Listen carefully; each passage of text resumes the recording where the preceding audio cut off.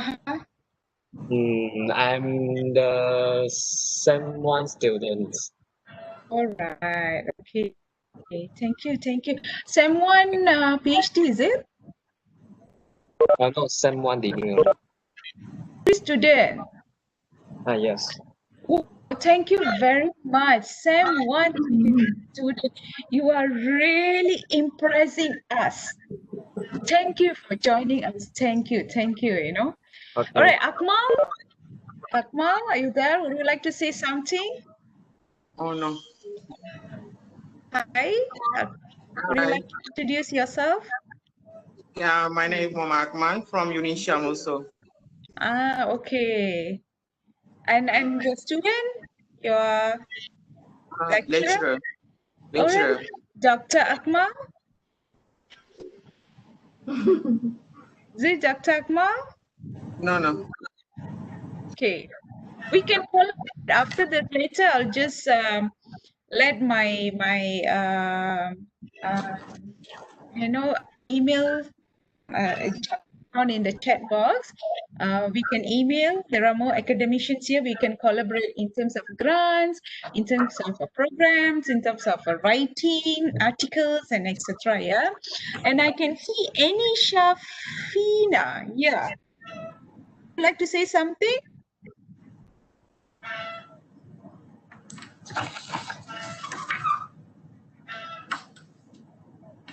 Any Shafina?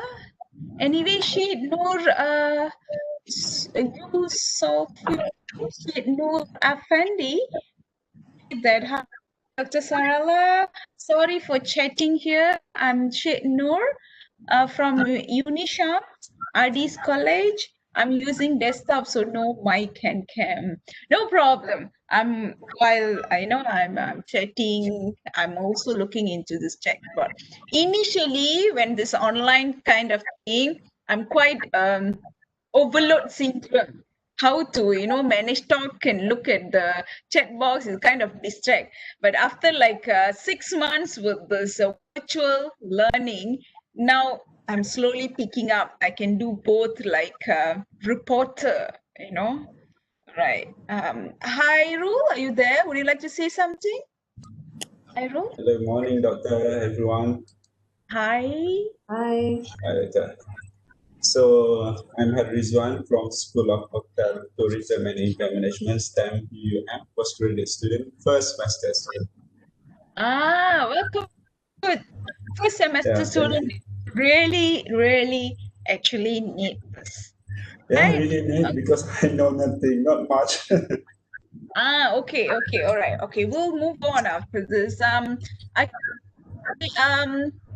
Mohammad Dilobor Hossein.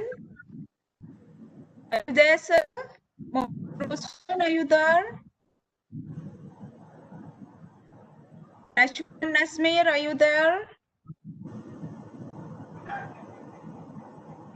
Yes, doctor. Would you like to say something for yourself?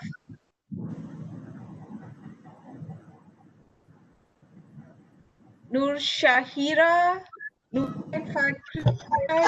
morning, everybody. My name is Najwan. I'm a first semester student from Bachelor of Energy Management. Semester, yeah. Yes. Thank you very much. Thank you. I can deliver something useful for you. I'll try my level best. Tan Kai Sian? Kai Sian, is it? That's how to pronounce your name, is it? Are you there? Good morning, Dr. Sarala. I am Tan Kai Sian from SQSUM. I'm now public library. Okay, nice to meet you. Hope I can learn more about problem statement from here. All right, no problem. Nurain Fakria.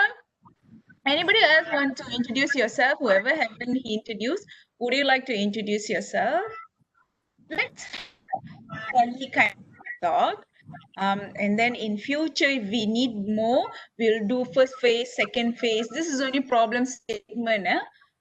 We can also do preliminary research in literature review, methodology. Later, around 11 o'clock, I will bring in two of my PhD students. Miss Mohana and also Miss Tariro, Madam Tariro, whom I'm trained to do preliminary research before their proposal defend, and they'll be defending their proposal in this 25th November. So whoever in UUM, they can join us. Later you can email me. I'll update the dates. You can join us. So maybe they'll be sharing here and there their experience, how to create their problem statement. Is this preliminary research was full or not? So without wasting so much of time, I would like to start the presentation, today's presentation. All right. Okay. Now, stop the video so that a clear presentations. So I'm also looking at the chat box. So anybody has anything, you just send your questions. So I will do two in one, right? Okay, now, today we are going to look into preliminary research, basically writing the problem statement effectively. Why preliminary research actually? All the people will do preliminary research. I picked up this idea because my SV trained me to do this because again, there are a lot of because. When it comes to PhD, there are some SEM 1 students as well.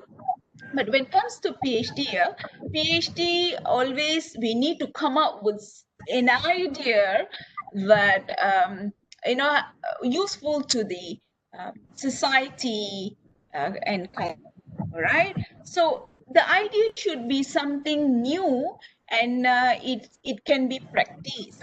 So in order to that, to create a new idea, what is the current problem? What is the problem that existing? So what we'll do is we will go and browse here and there, to find out what is the problem, who say what, in the year of what, where, and etc. So to cut short, to find out the real problem statement, what we need to do is to complete a problem statement requires planning, time, reading, writing, drafting, reflecting, and editing. Okay, a successful problem statement reviews as a firm idea of the research problem and understanding the research framework paradigm.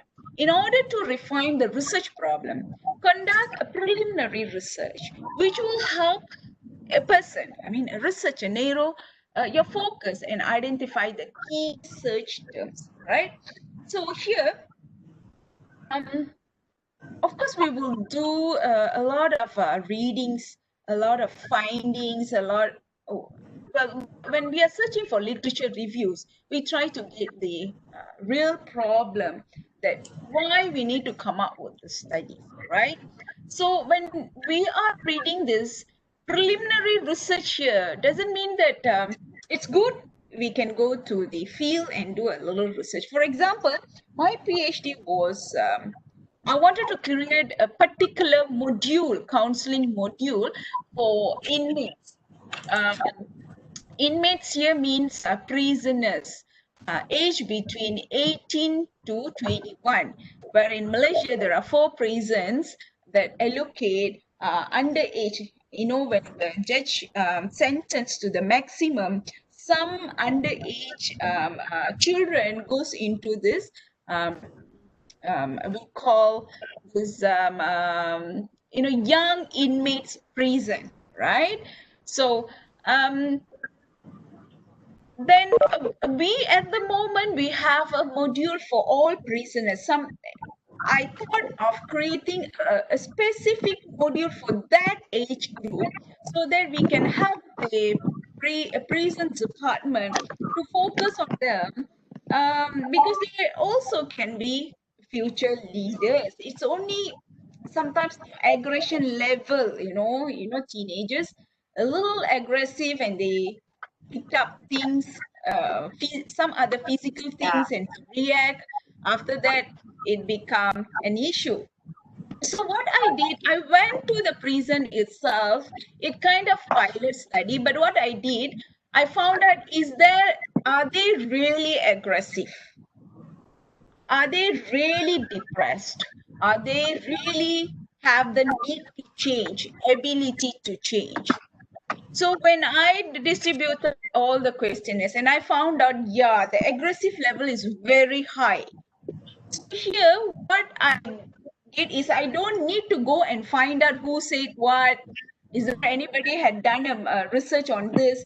My finding itself, it's a quantitative finding, can be a research. Okay, and to prove there is a really problem among young inmates in Malaysia, aggression problem. All right, that's one way of going to the field and find out the really problem occurring. All right. Secondly, the explorative studies. Explorative studies is we go and browse. We'll see who said what, from Germany or from Malaysia, from Europe or whatever countries. And then we write one article. And after we publish it in whatever, even peer review or referred journal, whatever journal, at least the researcher can say that this is what's happening. Okay, rather than normally in academic work, we cannot say just like that. When we wanted to say, let's say, the ice cream is bad, then they will ask, who are you to say the ice cream is bad? For example, okay?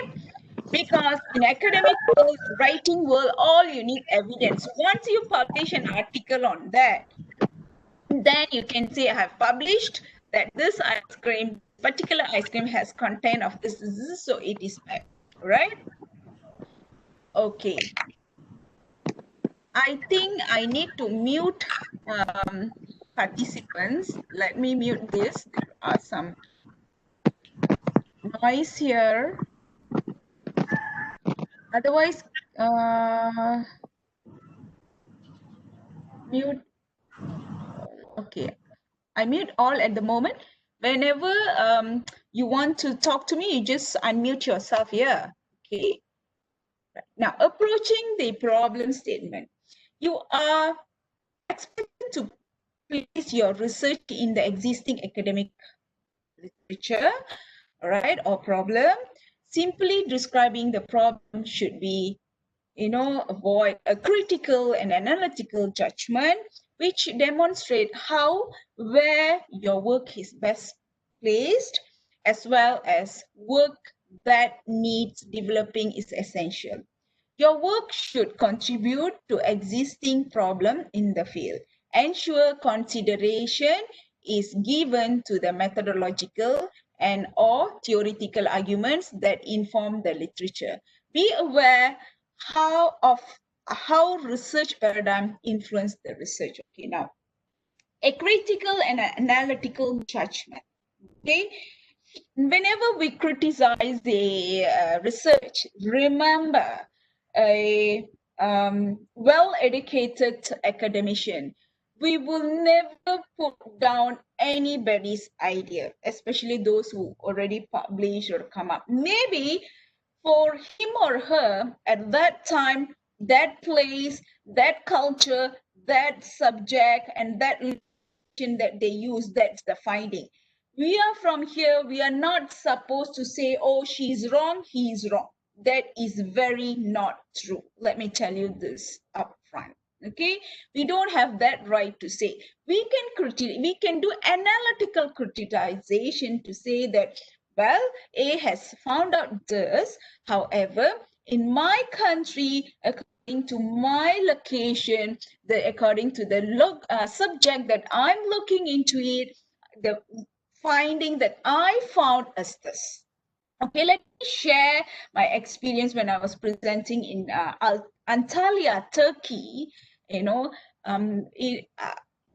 Rouse and C. Corey, the counseling book authors and the team. There was one lady, nice blonded hair, she was in front of me and she was looking into my module. Because in counseling, it's always face-to-face talk, you need to look into their eyes and lips and everything.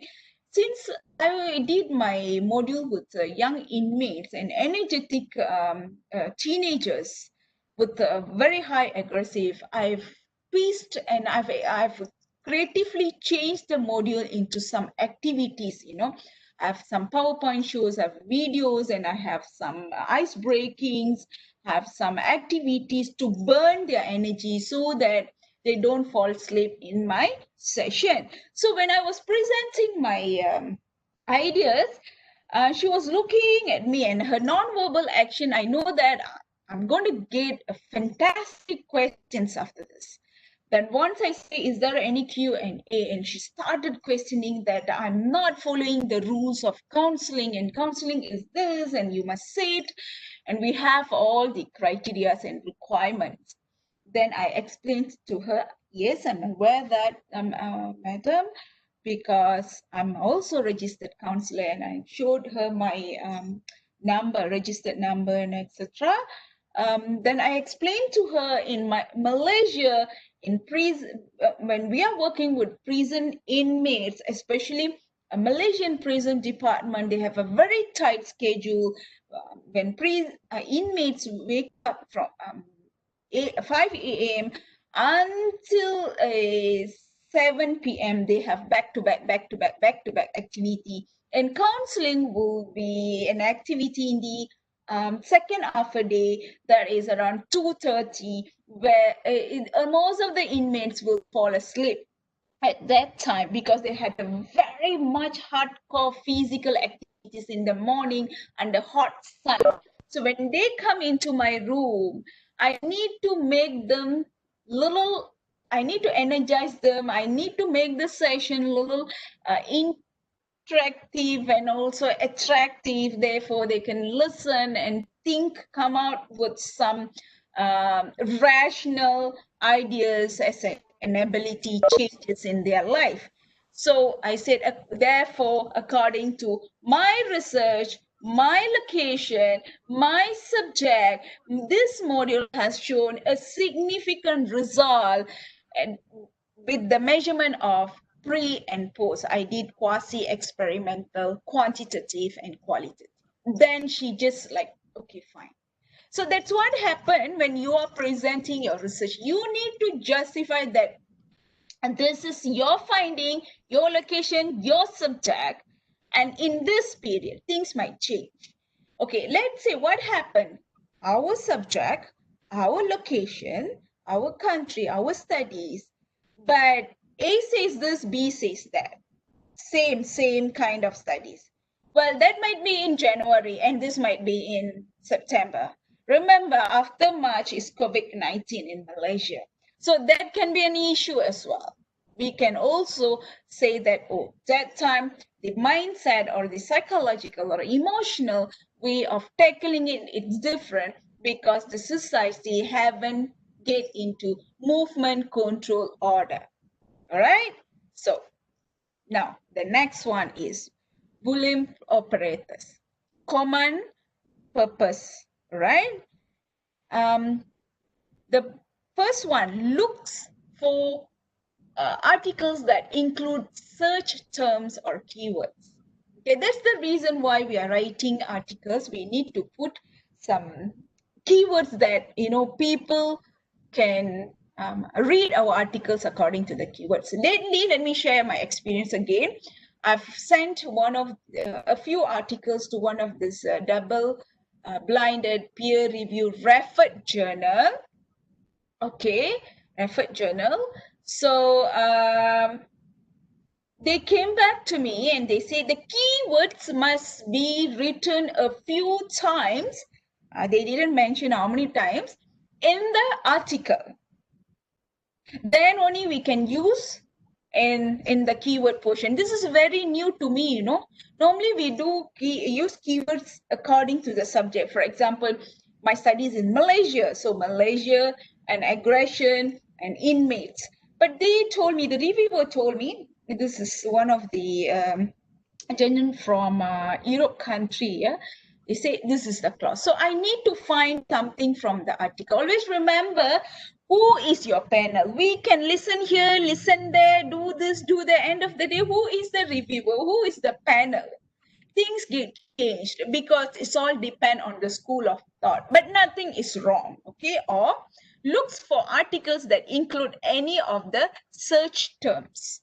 Okay, not includes articles that include specific keywords. Okay, now the next one, what is a problem statement? Actually, it is not an another bibliography. Develops an argument by summarizing and synthesis. All right, both can use. Some SV or some reviewers or panel will say it's better synthesis, reorganization of information.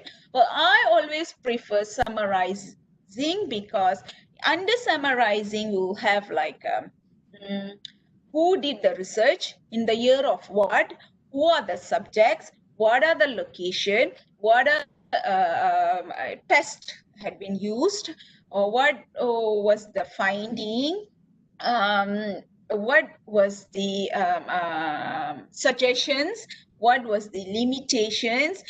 By writing all this, at least you have 9 sentences. By writing all this, you'll capture half a page of that particular literature review or problem statement that we were going to summarize. So in future, if we wanted to debate in chapter 3 or chapter 1 or in our chapter 4, that would be very useful if we are going under summarizing. Okay, but there are a lot of people, they left synthesis as well. Okay, according to my experience, summarizing or synthesis, no problem. Again, depend on the panels or your SV. Okay, distinguish what has already been done and then identify what needs to be done. Okay, key developments in the problem statement. How you work connects with the current literature to be explicit. Framework where new findings are compared previous findings presented in the problem statement. Okay, now once we have our own article, we identify the problem and we did a little research on that. Once we have an article on this problem statement, then let me tell you, nobody going to say, oh, your problem statement, no gap. Academician, we love to use this word. I couldn't find the gap. What is the gap?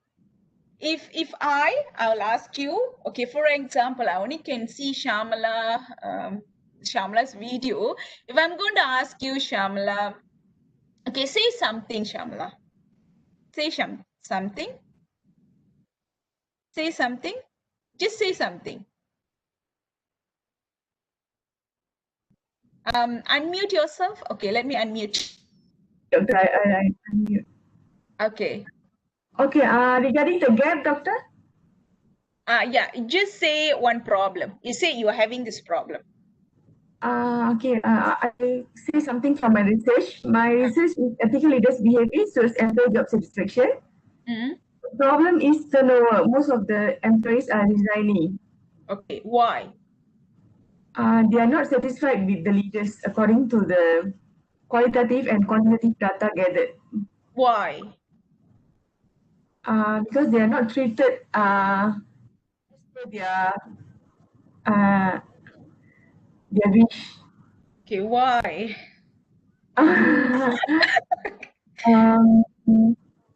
Okay, this is what happened. When you're talking to me, I wouldn't say that no gap. I couldn't see a research problem. I will keep asking you why and why and why until you convince me that I don't need to use the why again. Oh, okay. If you ask your studies why, when you see a problem, why and why and why, then if there is no question for that particular sentence, then that is your problem statement. Oh, okay. When people still asking why and why and why, then that is not a problem statement. Very simple. Oh, okay, Doctor. All right. Okay, got it? Okay, now let's go into the next slide. Okay. reading, okay, what we supposed to read. Reading, what are the relevant sources that we need to read? Produce a bibliography which will also act. Okay, this is another problem. Sometimes we read and we forget what we read. So always remember, whatever we read, open one Excel or Word, just type whether you need it or you don't need it. Just write the bibliography. Just save it in a different folder. Say this is references files, this is bibliography list or something like that. Read and read more. Read everything. Of course, academicians or in academic writing, we need to read a lot of academic articles, all right? However, all these newspapers, magazines, sometimes it's helpful, but that evidences comes much later.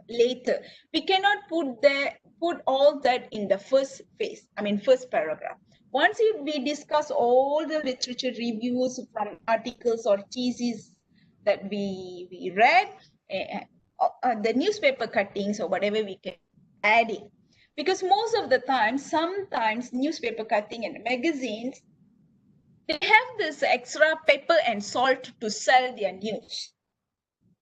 So we can't verify or identify the truth behind the or the significance behind the says. For example, okay, when they say all right, I'm not sure how everybody, whether you are how active in Facebook or not. Last week,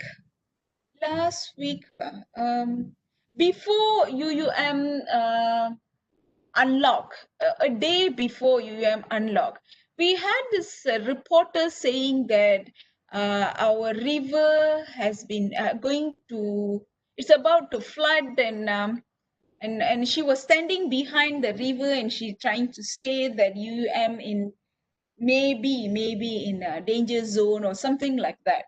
So everybody started worrying. Okay, actually that is not the river that in front of the front door of UUM. There was the back door, that's much behind, and it is, when I saw the picture, it is not flooded as well. So the significance of it, that's why we normally don't quote this as primary, but we do take it as secondary. Okay. Once you have familiarized yourself with the whatever reading and annotation is a brief overview summary of the main point of each article. Once an overview of the problem has been obtained, develop your focus.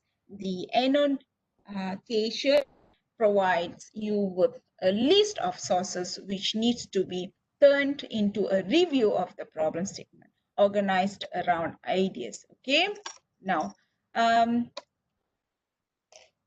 next slide. Okay, how are we going to do it? Preview, questions, reading, summarize. Okay, normally preliminary research, when your SV say just do a simple writing and publish. It can be in thesis form, put in our library, or it can be an article just published in any journal. It can be peer review, it can be referred journal.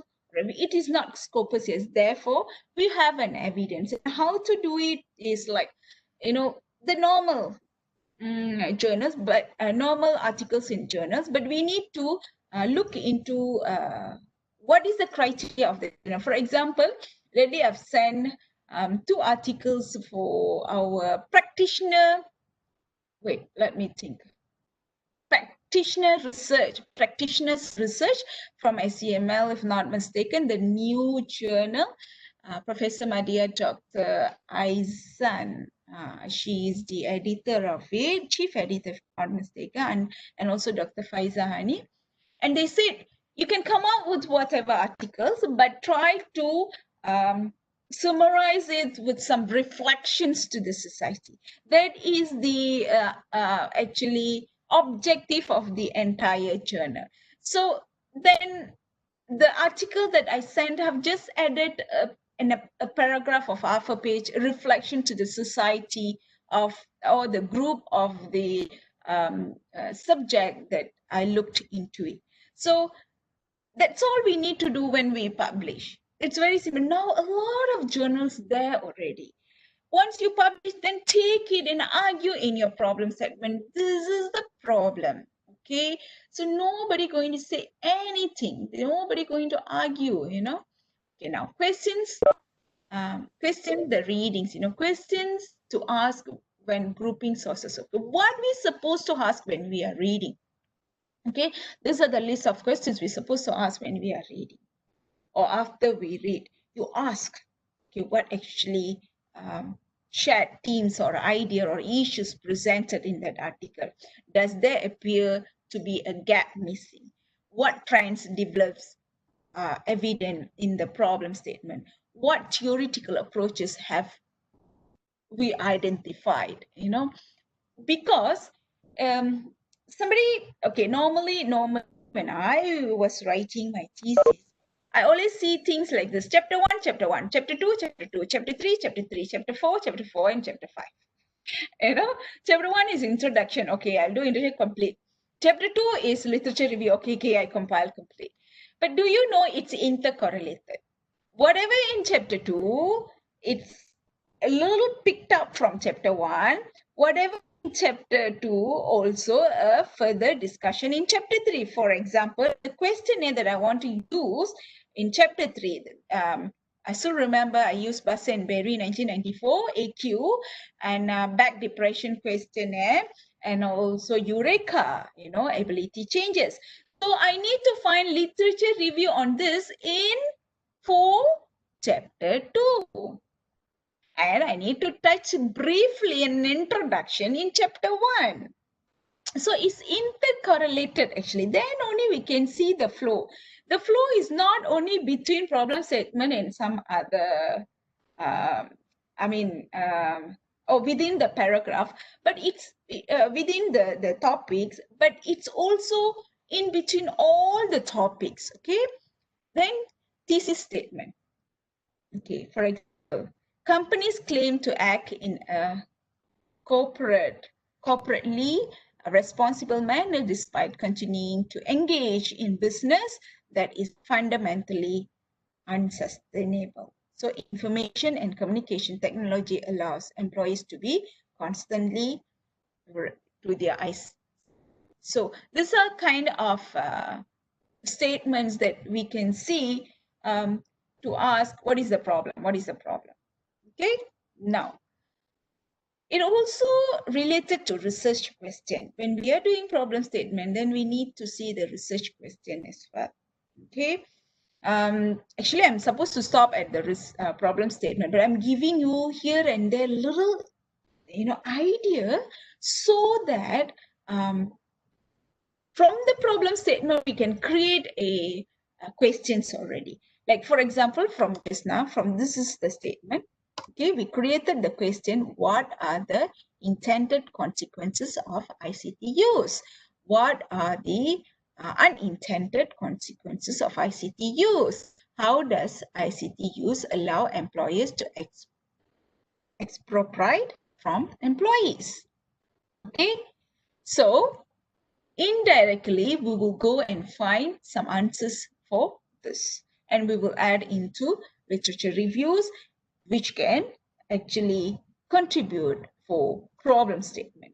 Common approaches to organizing a problem statement.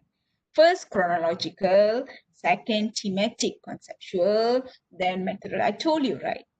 It's correlated. Now, common mistakes that we always do is failure to link the findings to the problem statement. Does not start the reading process early, does not refer to primary sources.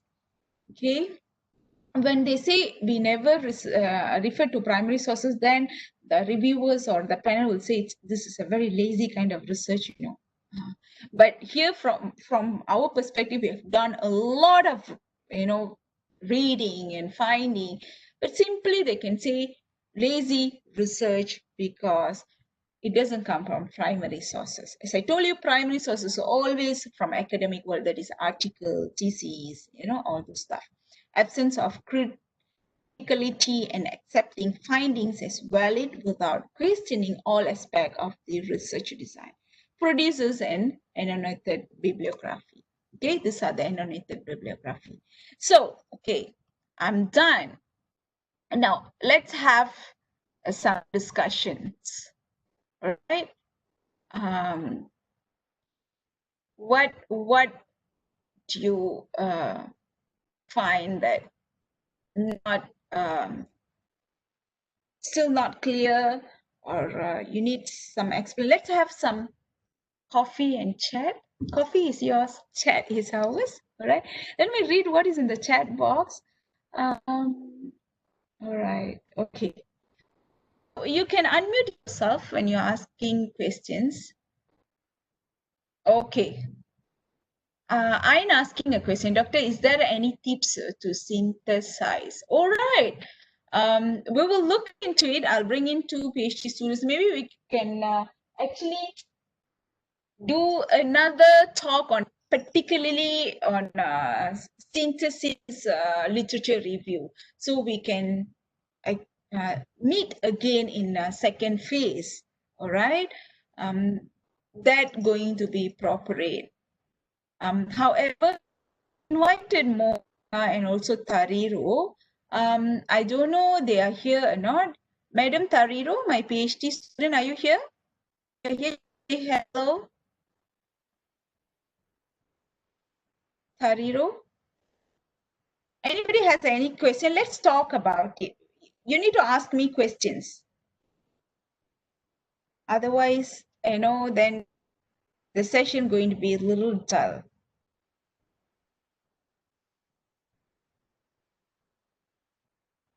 Any questions?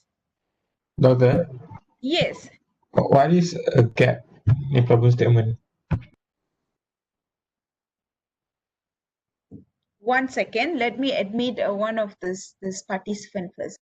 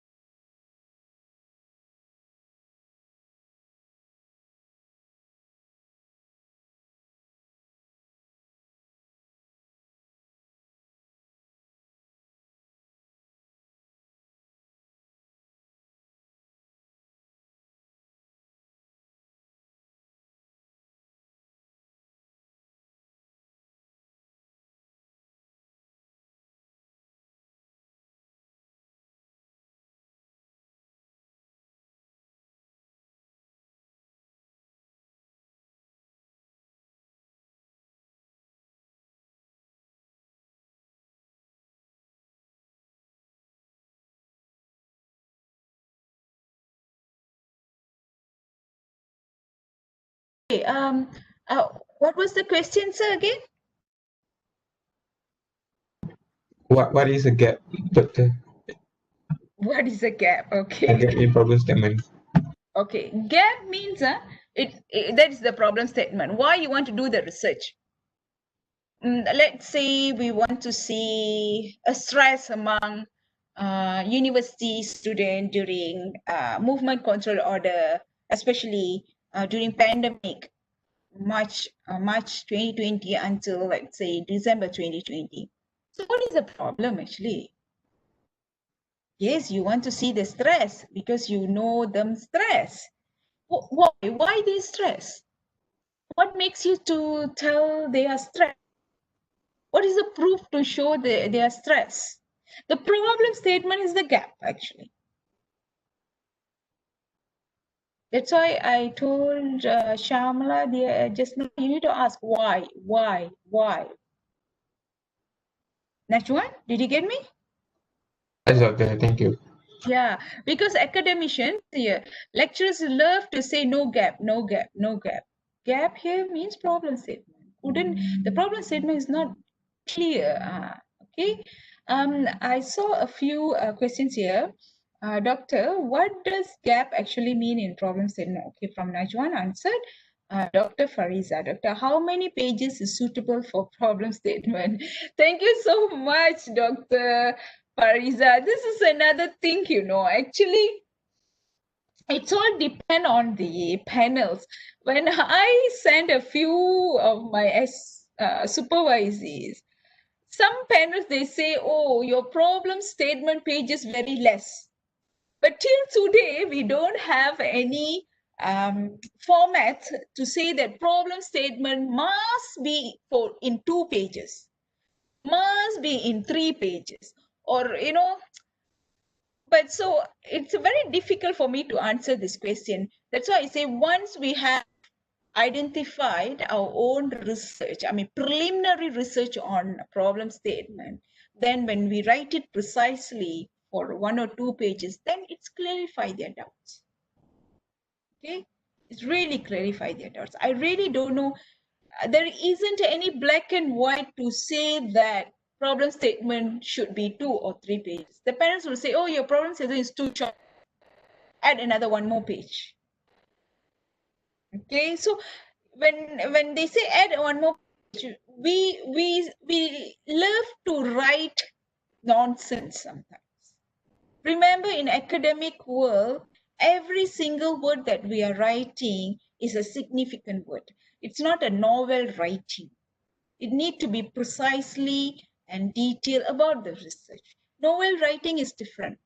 Okay, so okay, put it this way. Normally, I'll suggest my supervisors to go for minimum 2 pages.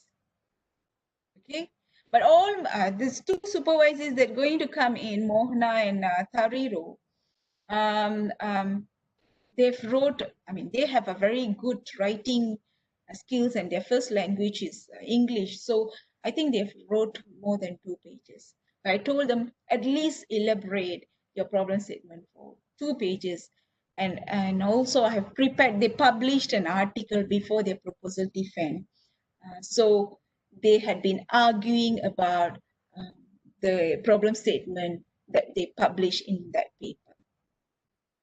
So actually, we need to ask whether that is helpful or not. Later, we'll ask them. You also can ask them, okay.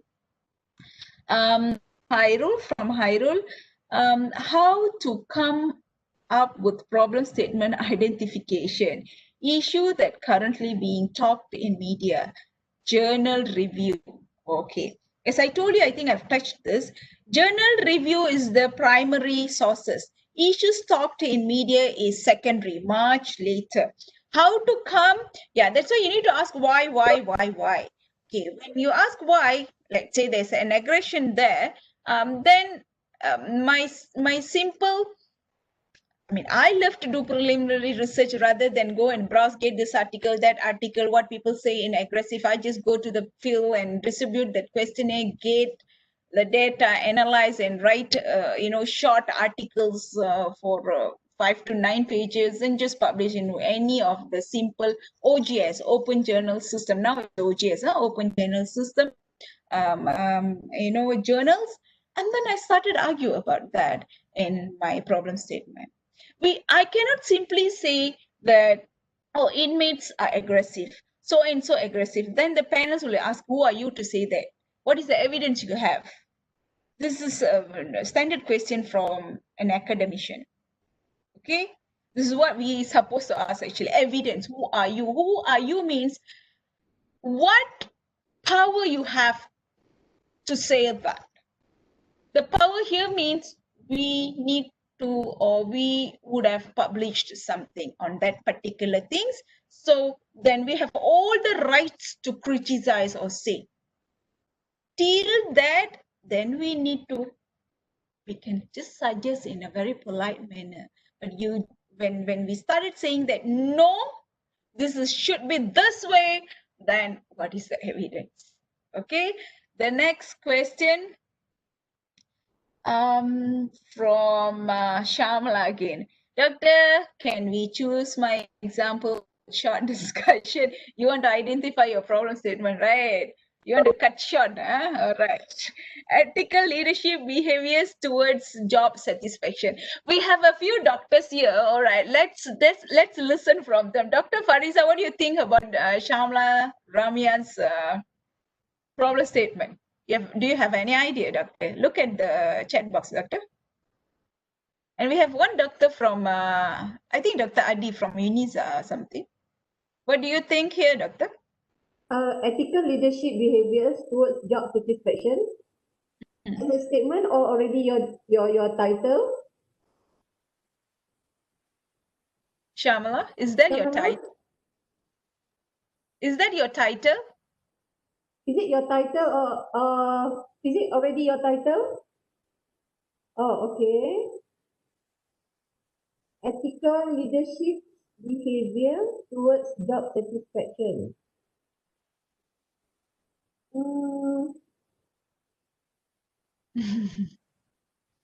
Which area you want me to comment? On the IB or on the DB? She doesn't know the problem statement. I mean, she just wanted to browse how to start the problem statement. This is the title, right? Yeah. Not a problem statement. Problem statement should be right, and we have to read to find out where is the lacking there and there to connect the IB and to the DB. Okay. Thank you, doctor. Yeah. Dr. Adi, are you there, Dr. Adi?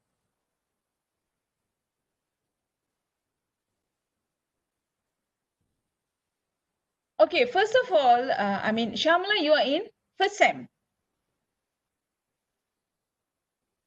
Unmute yourself, my dear. Let me unmute yourself. Okay, you are in? I'm in final, doctor. Final means? I did the Viva, so I need to Viva because of the problem statement. Come again, sorry? I already finished my Viva. Okay. And then my problem statement is not correct.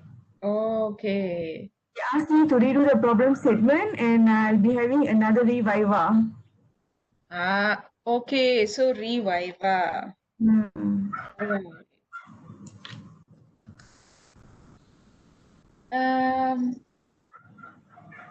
Okay. It's entirely new thing, Dr. Fariza.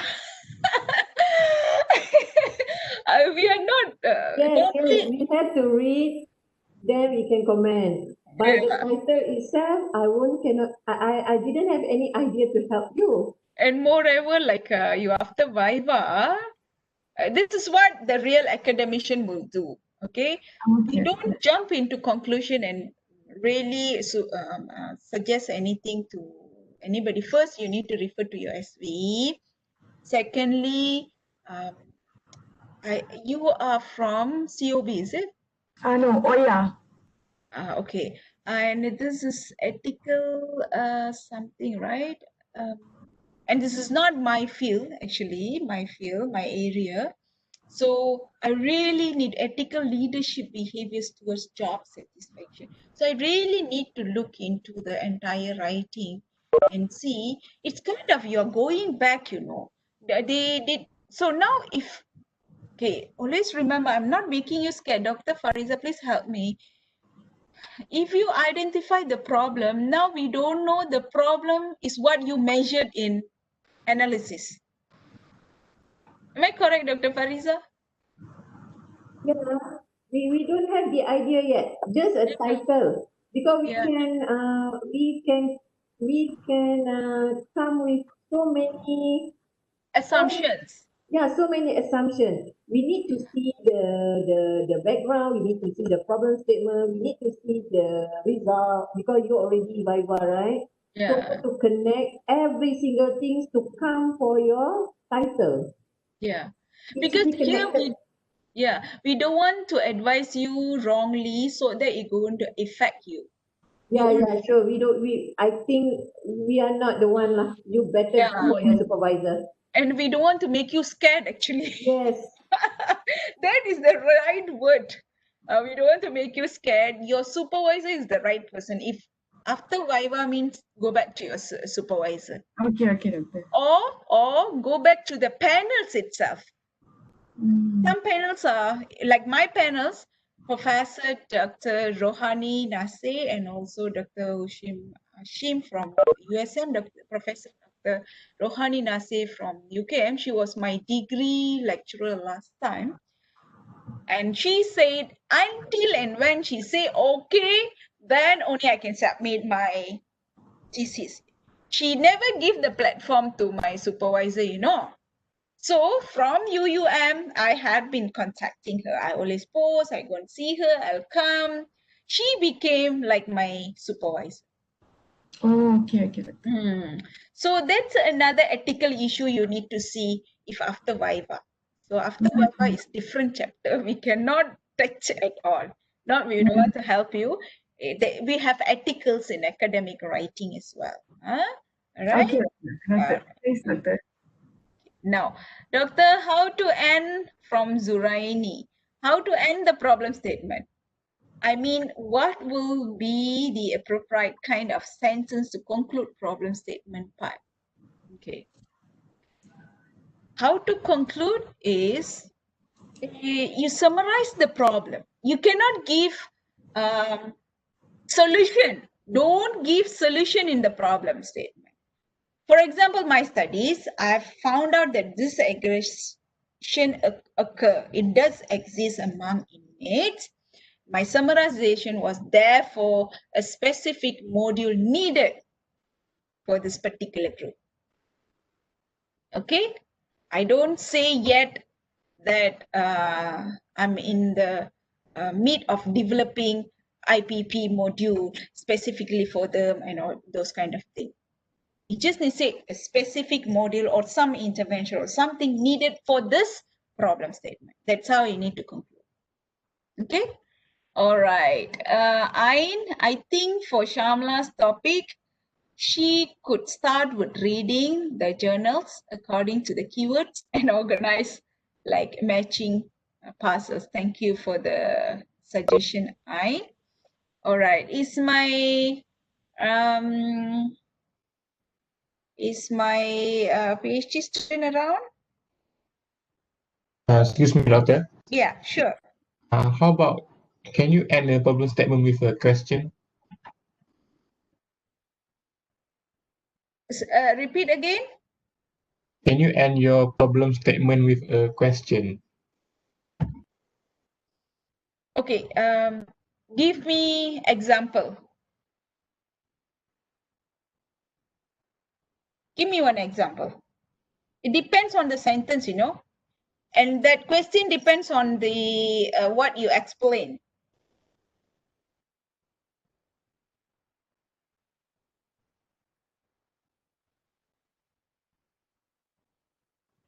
Let's say a topic about cybersecurity, and after we explain all the analytical and all the diagrams, and then we end with, should cybersecurity be more enforced in current society, something like that.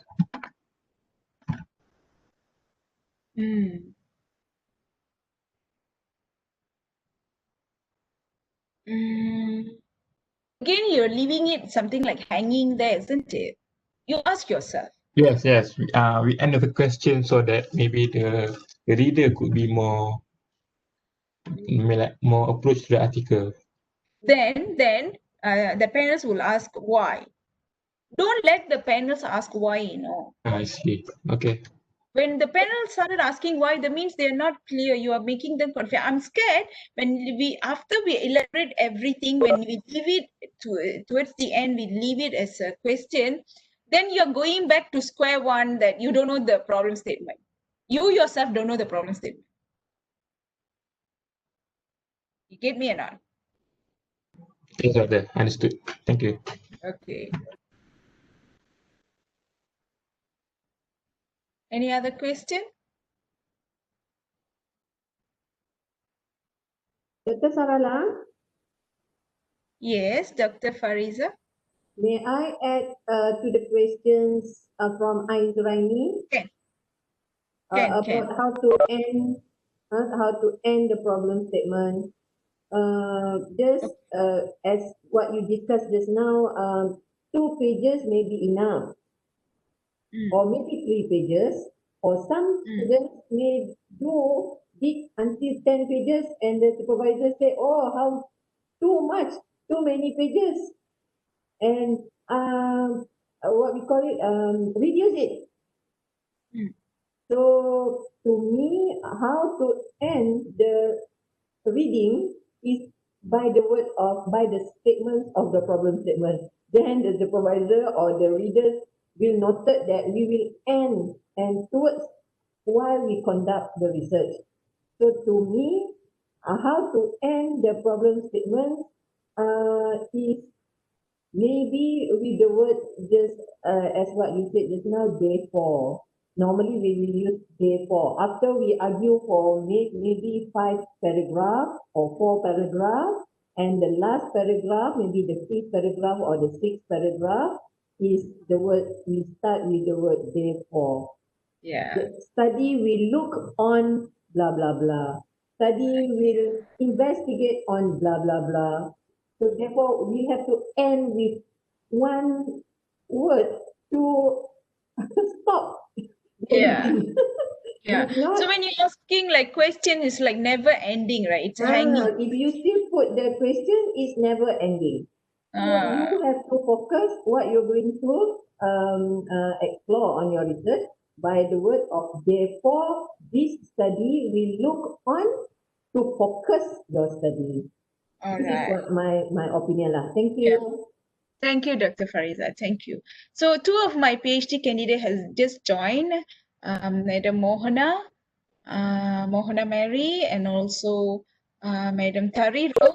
Can you just introduce yourself? Hi, Madam Mohana. Morning, everyone. Can you hear me clearly? I can't hear you clearly, but I can still wish you good morning.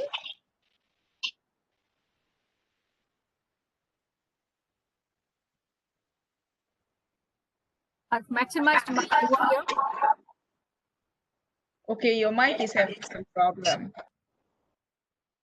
Okay, while she's setting up there, Tariro, hi, welcome, good morning. Tariro is one of my PhD supervisor from Zimbabwe. Tariro, can you hear me? Yes, clearly, doctor. All right, how are you? I'm fine, thank you, doctor. How are you? I'm good. Thank you for joining us. We have few people here. We talked about problems, preliminary research. That means we did a little explorative or quantitative or qualitative research to identify problems, research, and published and used the article in the problem statement. So they want to have your experience doing. I mean, have you done or what you feel when you did that? You know? Oh, okay, so you mean I can share right now my experience? Yeah. Oh, okay. Good morning, everyone. Like doctor said, my name is Tariro from Zimbabwe. I'm a PhD student from School of Applied Psychology and Social Work. Today, I'll just briefly share on how writing articles on my problem and gap helped me in writing my proposal, or is actually helping me in writing my proposal. Writing the 2 articles on problem and gap enabled me to understand what exactly my problem is and how my current study intends to fit in the existing body of knowledge. The article on problem statement in particular helped me to clearly identify my problem. How is it a problem? To whom is it a problem? Who is being affected by the problem, and the magnitude of the problem? How big is the problem? Then the article on gap helped me to comprehend what has been studied and said by previous studies pertaining to the problem, and how do I intend to fit in my study in the existing studies that are there already? How am I trying to get to the problem that is there? What, and where do I try to come in with my task? Since like straight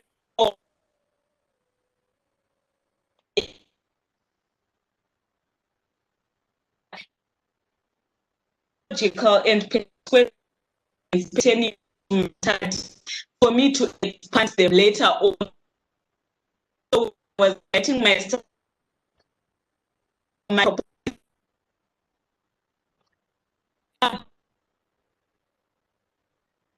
so the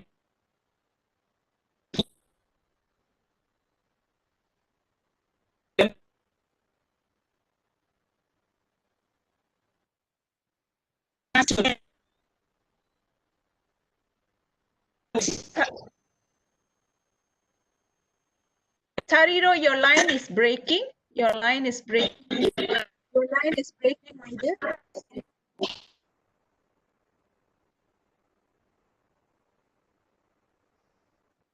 It's breaking. It's still on and off. On and off. Oh.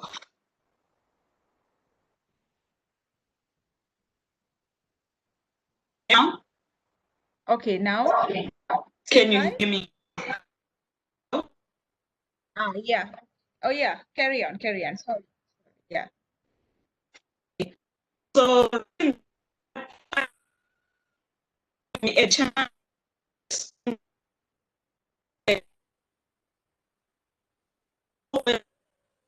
of like the problem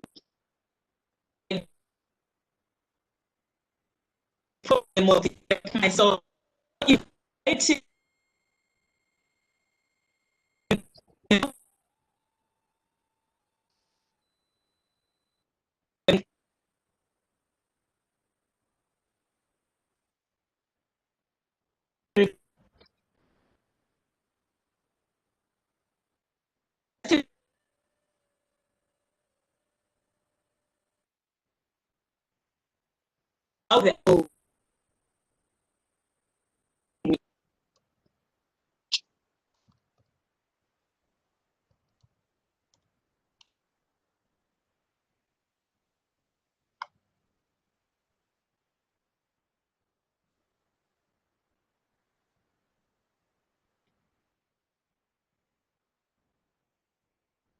Tariro, Tariro, look at the chat box, please. Since the line is not clear, maybe you can type something at the chat box for them. Your line, I really cannot hear anything from you. Why don't you just type in the chat box, if you don't mind?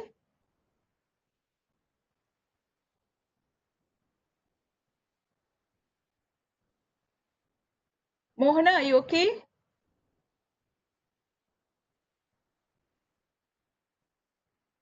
Can you all hear me now? I'm on my earphone. I can't hear you as well. You can hear me. I can hear you all very, very clearly. No. Without the mic, without the earphone? Try without the earphone. Hello? Hello? Yeah, hello. Yeah, now I can hear you. Now you can hear me? Okay. Yeah, all right. Okay. Okay. Okay. All right. I'll introduce a little about yourself. Madam Mohana is from CIMB. She is the head of department, right? CIMB. And then she's my supervisee. And I need to introduce about her. You know, actually, she saw me in one of the TV program, and she emailed me. And I received a lot of junk and scam emails. So I didn't entertain her for a few emails, and I thought she's one of the, among one of the scammer. And then I just thought of, okay, this email had been still coming up, and I saw it's like, Malaysia, and that time she was head of department in Western Union. So when I emailed her, she said, Doctor, I saw you in this program, so I just wanted to get to know. And I have this plan of pursuing my PhD. So she traveled all over Malaysia, and she said whenever she's in Penang or in Kedah, I can just come down and meet you. So that's how I met, and we had been discussing about the studies for past 2 years before she joined or registered, legally as my supervisee in UUM.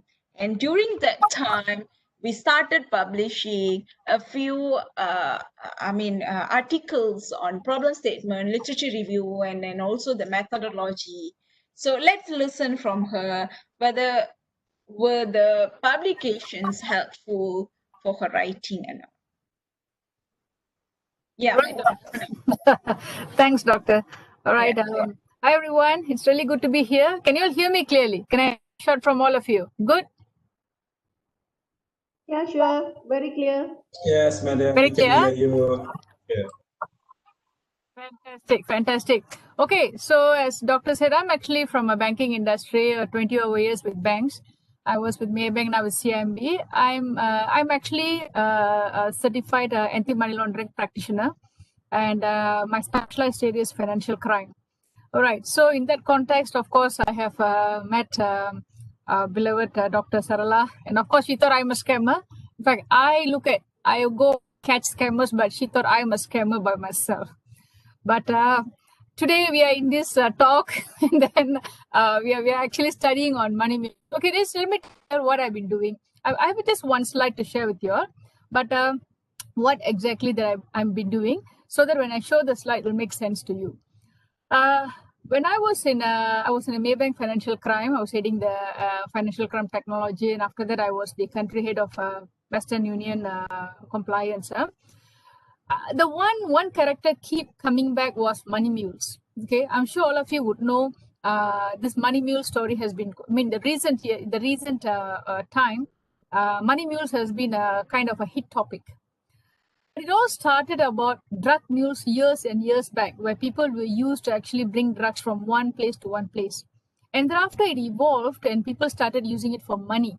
But then it is not to carry money, but then it is to play a role as part of in the money laundering cycle, to transfer funds for somebody, especially the criminal, the money that was unlawfully earned, and then transfer it to multiple transfers, and finally it will go back to the original criminal. So when finally it's going back, nobody can find out originally it started as a unlawful money. So that is basically what money muling is all about. But based on, as part of my career, I look at a lot of money mules cases. Okay, and then we even have conviction, everything happening. So what happened was that it drew my attention. How can I actually go and do a study? So when I shared this with Dr. Sarla, then we said that, okay, what is the aspect we can look at? So I want to look at what starts the money mule. It's the recruitment part. So my study is all about money mule recruitment, and I narrowed down that to university students in Malaysia. Actually, it's more like tertiary students. It includes college, universities. I would like to cover in that context. And what I want to do with this money mules, actually, I want to come up with this framework, because I would like to study, is it awareness is what is causing them to participate in this recruitment? All right. So if you look at the way we started aligning, I had the big topic of money mule recruitment, then the subjects for students, and thereafter we came with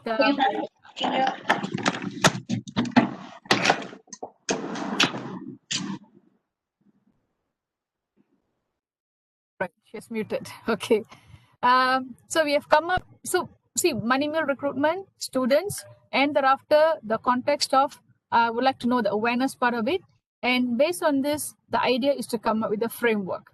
And what exactly I like the framework? I would like to see whether this framework is going to be effectively addressing people from being recruited into money muling. So if you all have this context, then you will understand what kind of research that we did as a step by step in order for me to actually come up with my proposal defense. So allow me to share that one deck with you all, right? Please go ahead.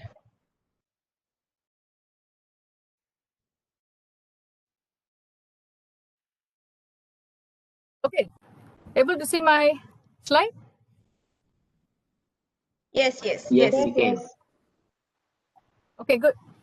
So the slide is not a relevant slide. Let me just...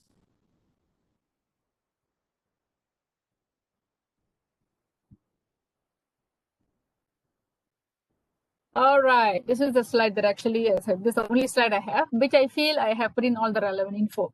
So as I've explained to you, initially I want to study about when I had this thought about money mules and then money mules recruitment. The first slide when I was having a discussion with Doctor, she gave me was that, now is there a gap? Is there a problem on money mules recruitment? So you see, that's the first question we asked ourselves. So when we ask this question to ourselves, that's when we need to actually establish a problem. Now, if there is no problem, there is no need to do a research. Okay, that is the basis, that's a rule of thumb. All right. Okay. So what in the first step we took was that, okay, let me study whether in Malaysia, money mule recruitment is a problem. That's number one.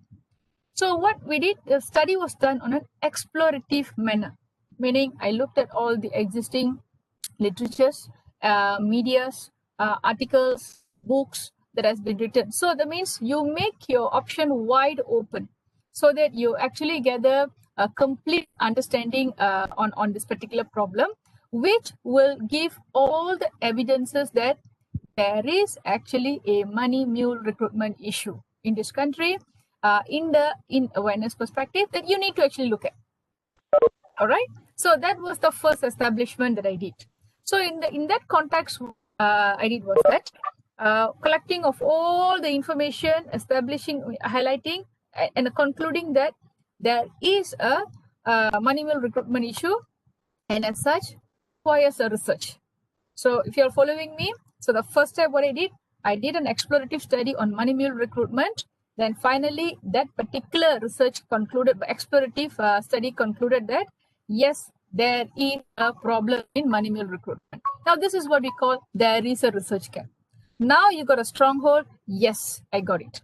Now whatever studies that you have done is going to be very beneficial. What I did was that I published it with the help of course, Doctor. I published this as an article. Now, when you are publishing an article, you know what actually does? Actually puts a rubber stamp on your name. Mohana now is establishing a problem and telling that there is a research gap in money mule recruitment. This is all yours now, and you are going to be the person going to work on it. Are we good so far? Yeah. Okay, let me go to the good. next step. Okay, I'm going to go to the next now.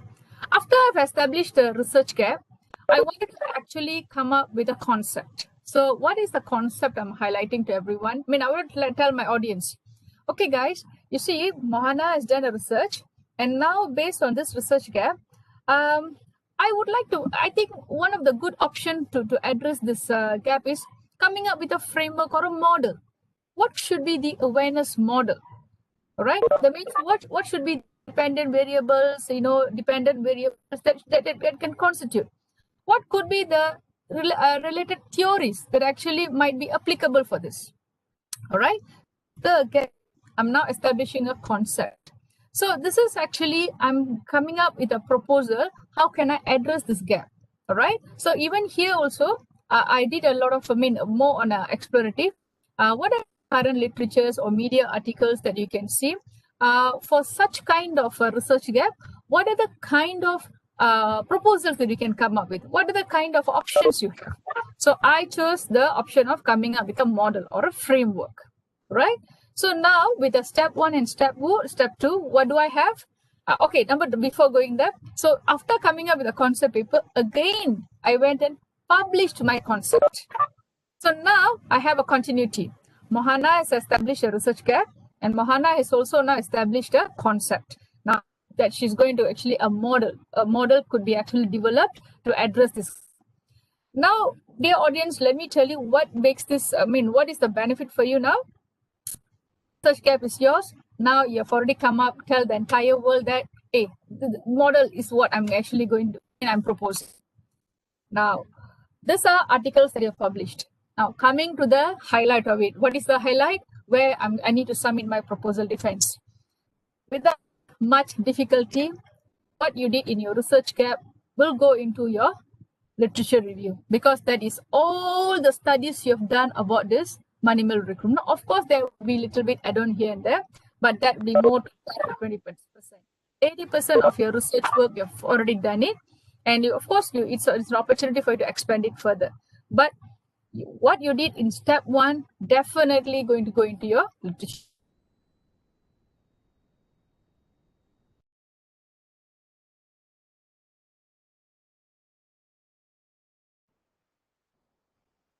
You're having low gain again?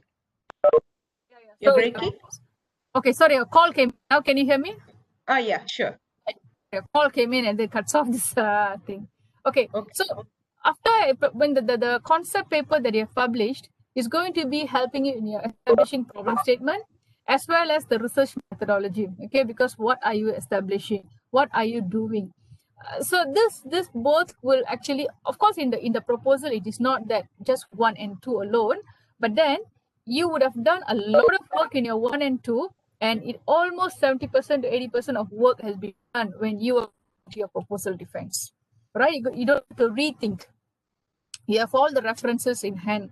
So that really benefited me in terms of getting to know all this. I mean, getting my proposal prepared for the defense. But of course, just to qualify one thing, proposal defense is not only 2 articles that we combine together. That is not the story.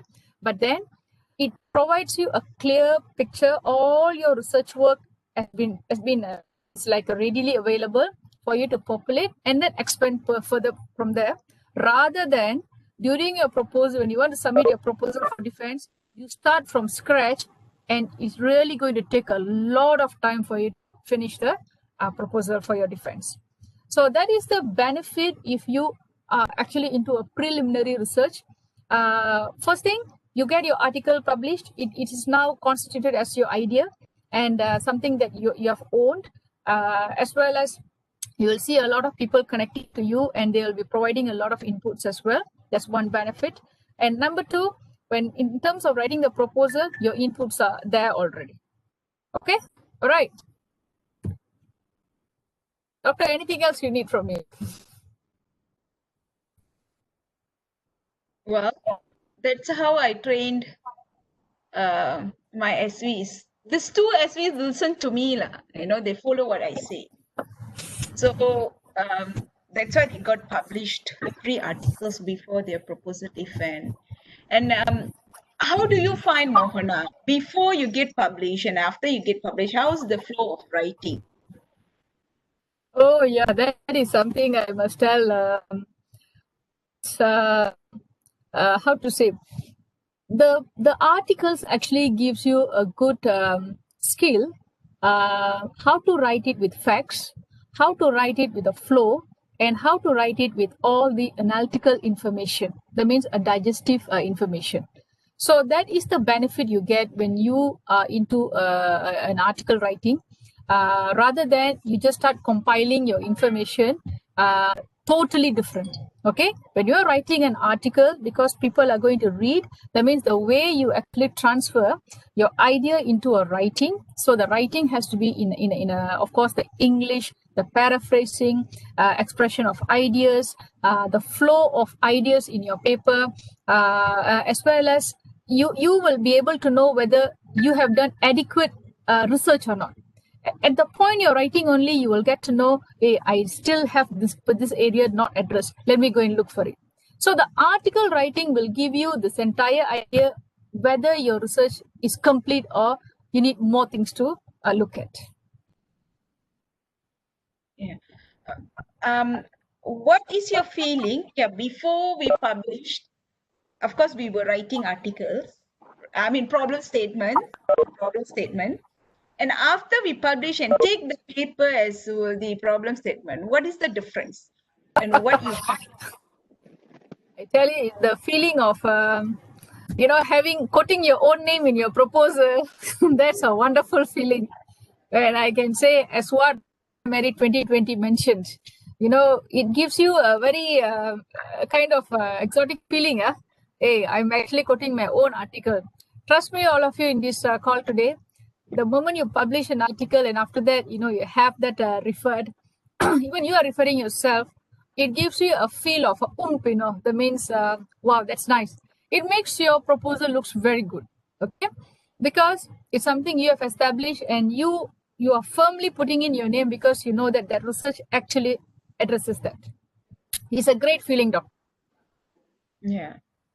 And what do you think? You know, some of them, they say, this, when you put your own name, this is kind of shock sendiri, you know, you get shocked by yourself. And then, are you too good in this, you know, that kind of thing. No, must understand one thing. Any articles being published, they are reviewed. I mean, it's published by a reputational journal. So it requires, definitely would have been reviewed by relevant experts and then only getting published. And in the reference, everything is there. So when people go and look at it, so it is not shock scenery, it is factual. And in my opinion, it actually gives a message to the reader. This person is actually a research person. Okay, it's not only writing a proposal alone, but a very research-based person, because articles are very much focused onto research and outcome. Whatever is what's the outcome? What is your, so that means it gives actually a very good impression. If when I see when I'm putting articles, right, when I look at the authors, I always have high regards for them because they have done a great job of like expressing the ideas into articles. So I don't think so. It shocks India, doctor. It's always feel that you are ascertaining what you have researched. Yeah. Well, again, it depends what school of thought you are. A lot of people, they argue and they say no. Well, my SV taught me, preliminary research, and it was very much helpful for my studies. Therefore, I have like, including second supervision, I have like 5 PhD students, including second super. I mean, me being a second supervisor. But out of this 5, particularly these 2 current supervisees, Mohana and Tariro, they really listen to me. They do what I direct them, you know.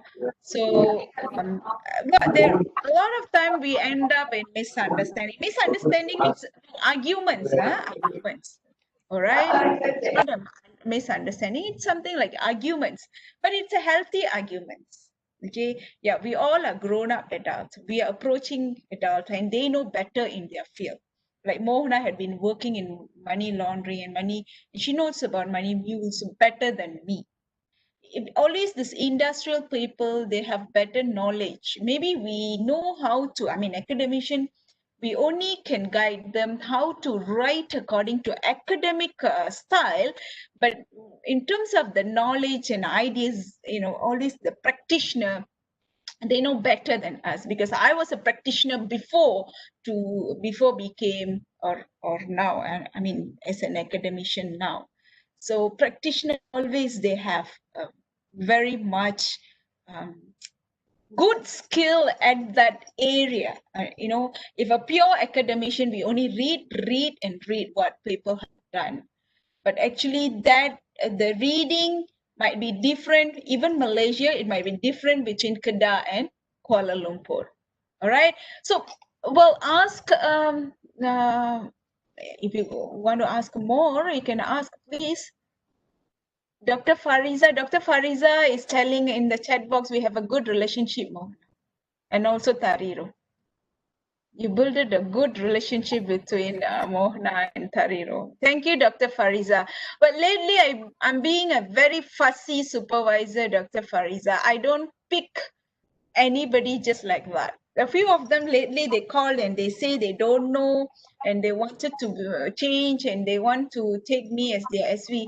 Well, I have this idea that, you know, I hope everybody here knows Bahasa Melayu. Tak kenal maka tak cinta. You know, that means I need to get to know my student, who are they, and this is me. So if you can work with me, then you work.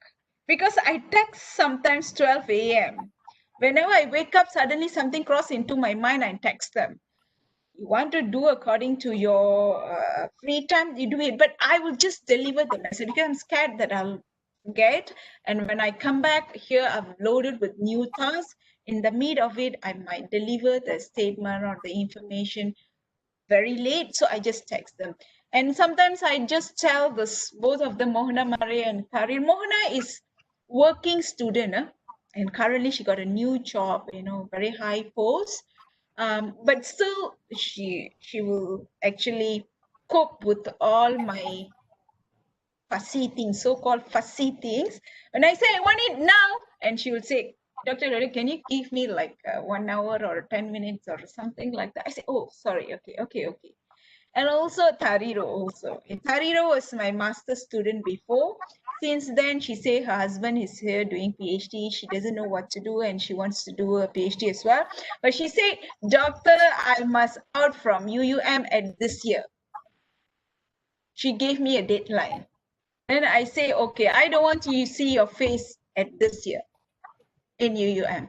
Oh, she said, thank you so much. Then she needs to every day ask her to do this, to do that, and she did it. She also published an article, 2 articles, and one is along the way. She published one for research gap, one for literature review, another one is coming up for her methodology. Okay, Shamla, you want to, do you have any question for it's better student talk. Mohana, Shamla has gone through Viva, but she has this little, she needs to do some editing in research. And they ask us to look into a problem statement, and it's going to be re-Viva. I see. Maybe you can ask Mohana something. But again, our field is different, Shamla, so we only can advise that much. At your stage now, the best person is always SV, but however, you can ask whatever you want to ask. Good morning, Doctor. Doctor, actually mine is there is no model or mediator in my homework, so that is the main problem. So now after the Viva, so I'm adding the mediator. So that helps a lot to solve the problem, and the problem statement is looking better now. Okay, that's good. So initially, the mediator, I thought it's not needed, so I didn't put. So the examiner, internal and external, asked me to put the mediator. So for other students, better listen to the supervisor. Don't simply take out the mediator or moderator. So that helps a lot. So now I'm adding that, and now the problem statement and better now. And I'll be submitting the correction by next week to my supervisor to review. Okay, Shamla. Shamla. Hello. Let me share with you one thing. When I started my first article, okay, because that is where I really want to say there is a problem on money mule recruitment. That was what I have to establish, right? Yes. I wrote my first article. Then, of course, I had my seniors, actually my friends, my colleagues who actually already finished their PhD. So I wanted them to read. As an audience, you read this, try to understand. They told me, I can't find your problem, Mona. What is so problem about money mule? I can't find your problem. Okay? Oh, okay. And I got my article correct after the 12th time. That means people could see my problem after the 12th. All right. So I've gone through the same step, kind of phase like you, establishing a problem statement. But once you get the hang of it, that means how people read, how people, look at problems, whether what is the definition of problem in people's mind. So when they are reading it, it must tell them that, yeah, like it's really a problem, something that is not there, something that is there but causing some interruption. So when people can gaze this clearly, that's when they can say that, yes, your research has got a problem to solve. right? So trust me, I didn't get it. To everyone in this call, I didn't get it in the first time. Okay, it was after 12 attempts I got my problem statement done. Okay. Oh, okay. Yeah. Right. So Shamala, what I did was I look for opinions, and then I get people to read and then give comments, and that really helped me. That's one way of actually improving our writing as well, and also establishing the problem statement. Okay, okay. I follow your advice. Yeah, good luck to you. Okay, thank you. Okay. Any other question? Any other question?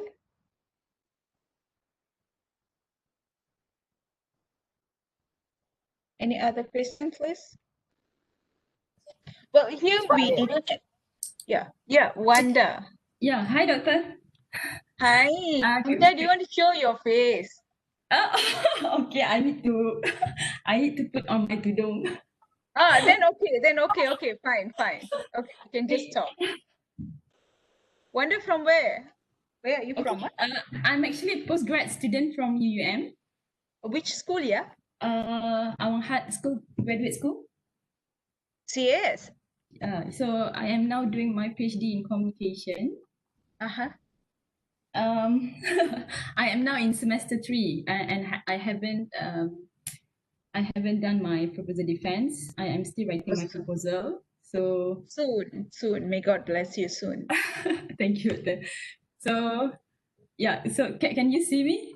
I haven't switched on my. Yeah. I can see you.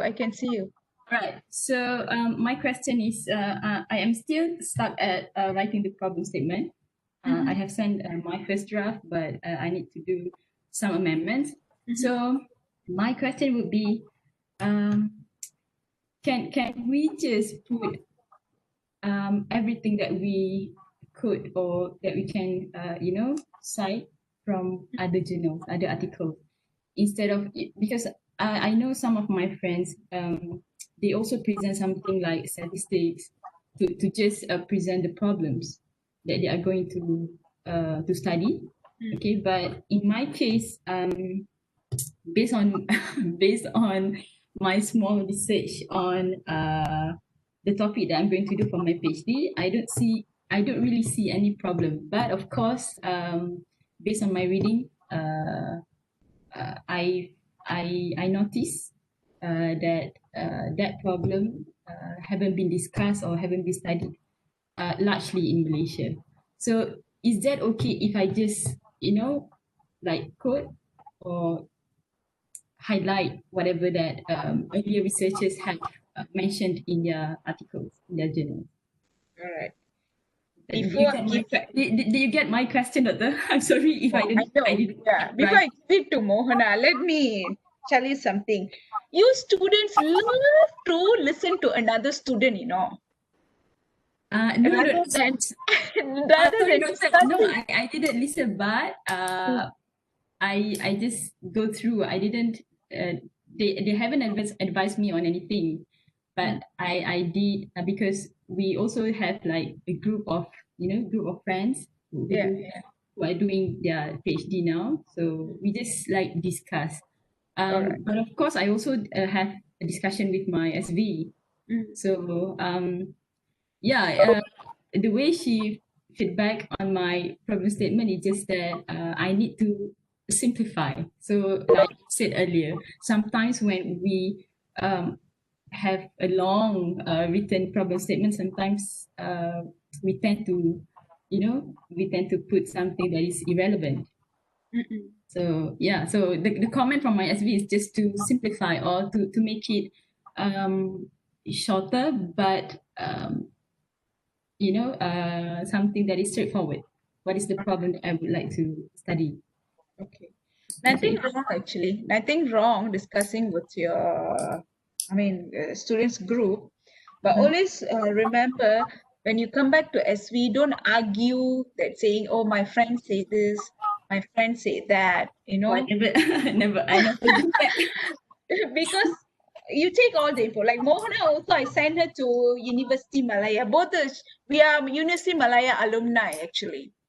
That's how we get linked. Maybe that also another thing. The vibration is there. So whenever she wants to see a group of people in University Malaya, I just let her go and browse, go around the world and come. And then finally she said, doctor, actually, this is what I'm doing. That's it. Then when she, discussed with me, and she's from actually IT, psychological IT field actually. So her writing is more into IT style, and they're not so much in detail like social sciences. And moreover, like PhD writing is a little different actually. Then I guided her in that manner. So now, problem statement here actually, again, I don't know, Wanda, were you there from 10 a.m.? But I had been telling that if somebody asking you why, then that is not your problem statement yet. Okay? You ask yourself, for example, okay, what do you want to do, Wanda? What is your title? What do you want to do? It's about the influence of CSR on organizations' non-financial performance. Why? Why you want to do that? Because I would like to understand if employees' attitude and behavior can be influenced by the CSR practice. Why? You want to see the influences?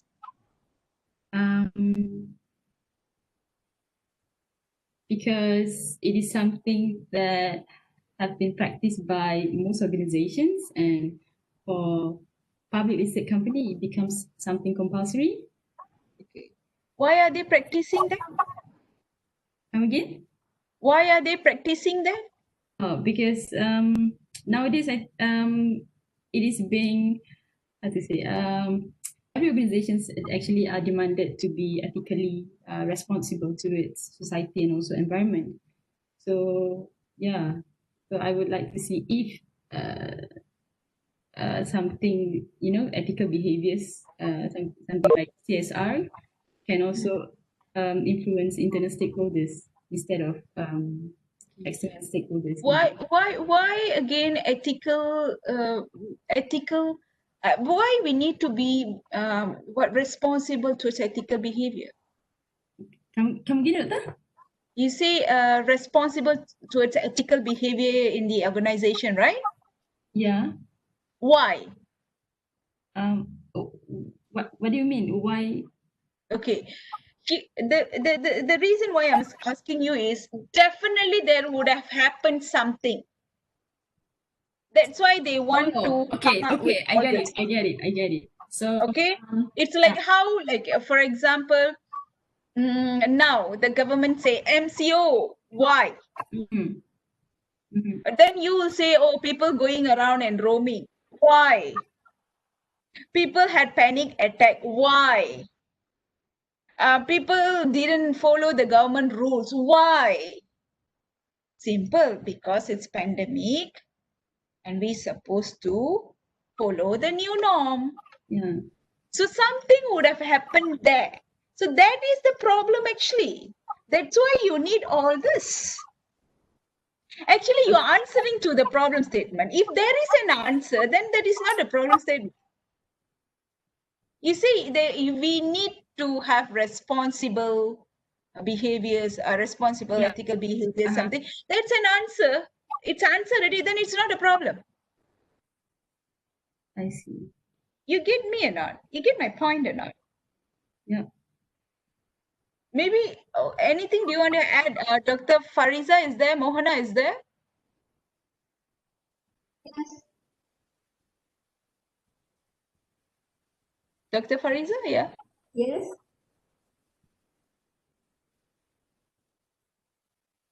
Yes.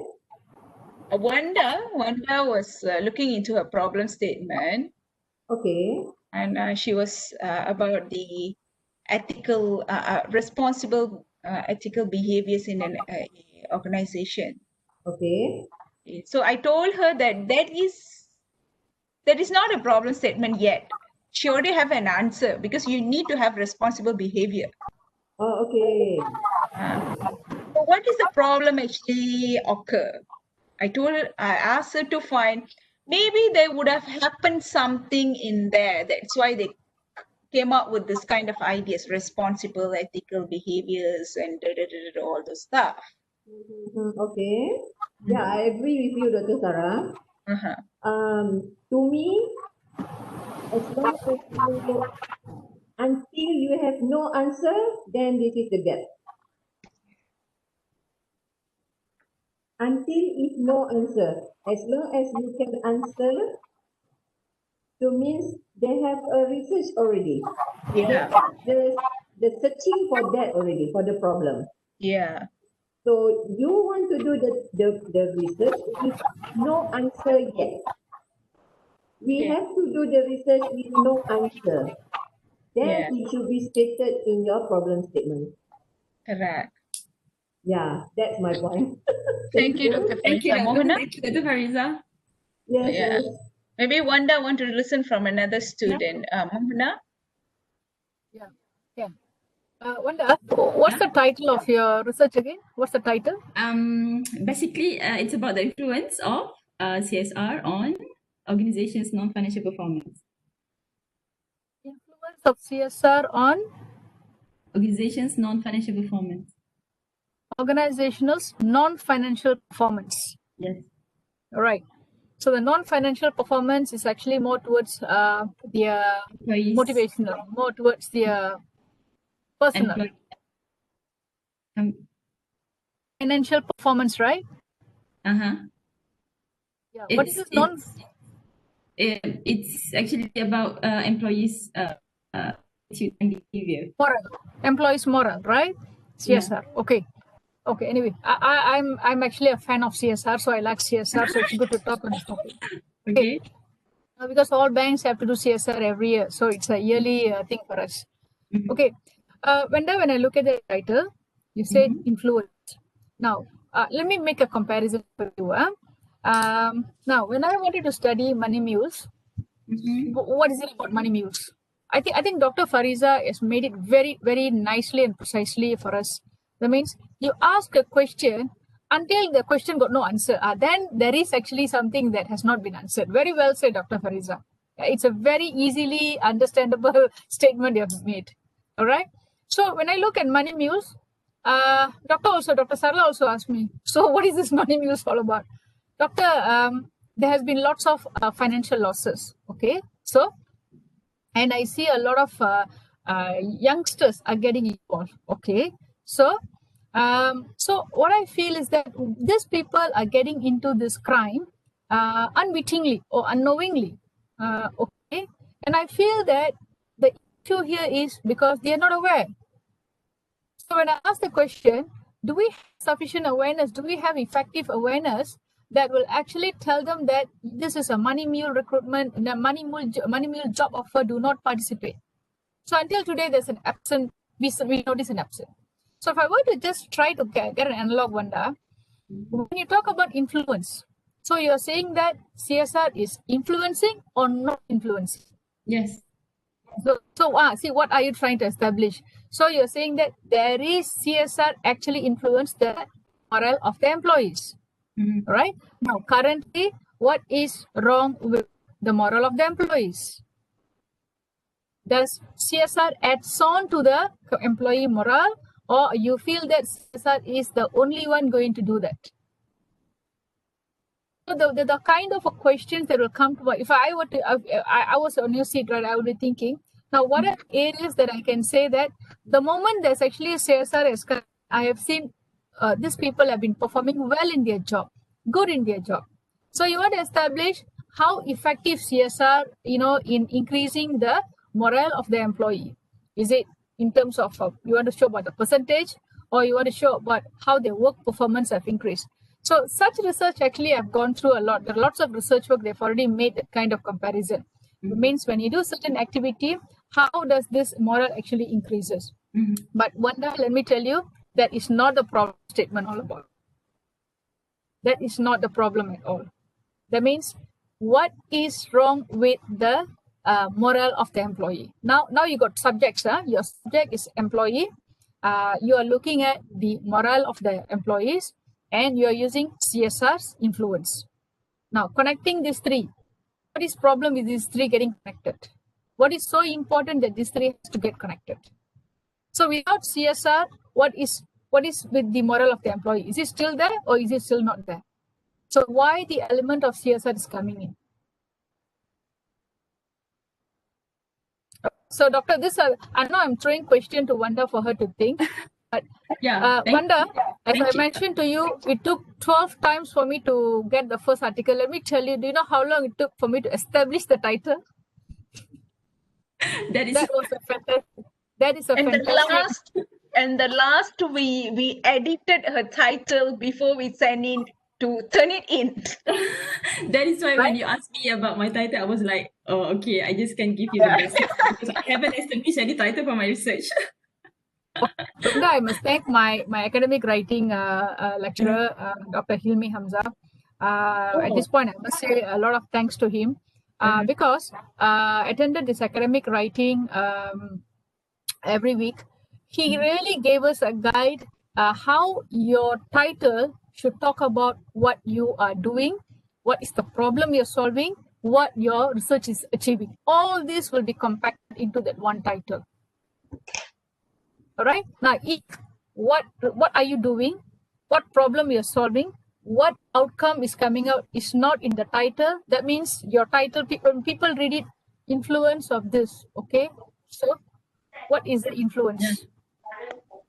The positive influence, the negative influence. Now, what influence are you talking about? Okay, Wanda. So now you have triggered one more question.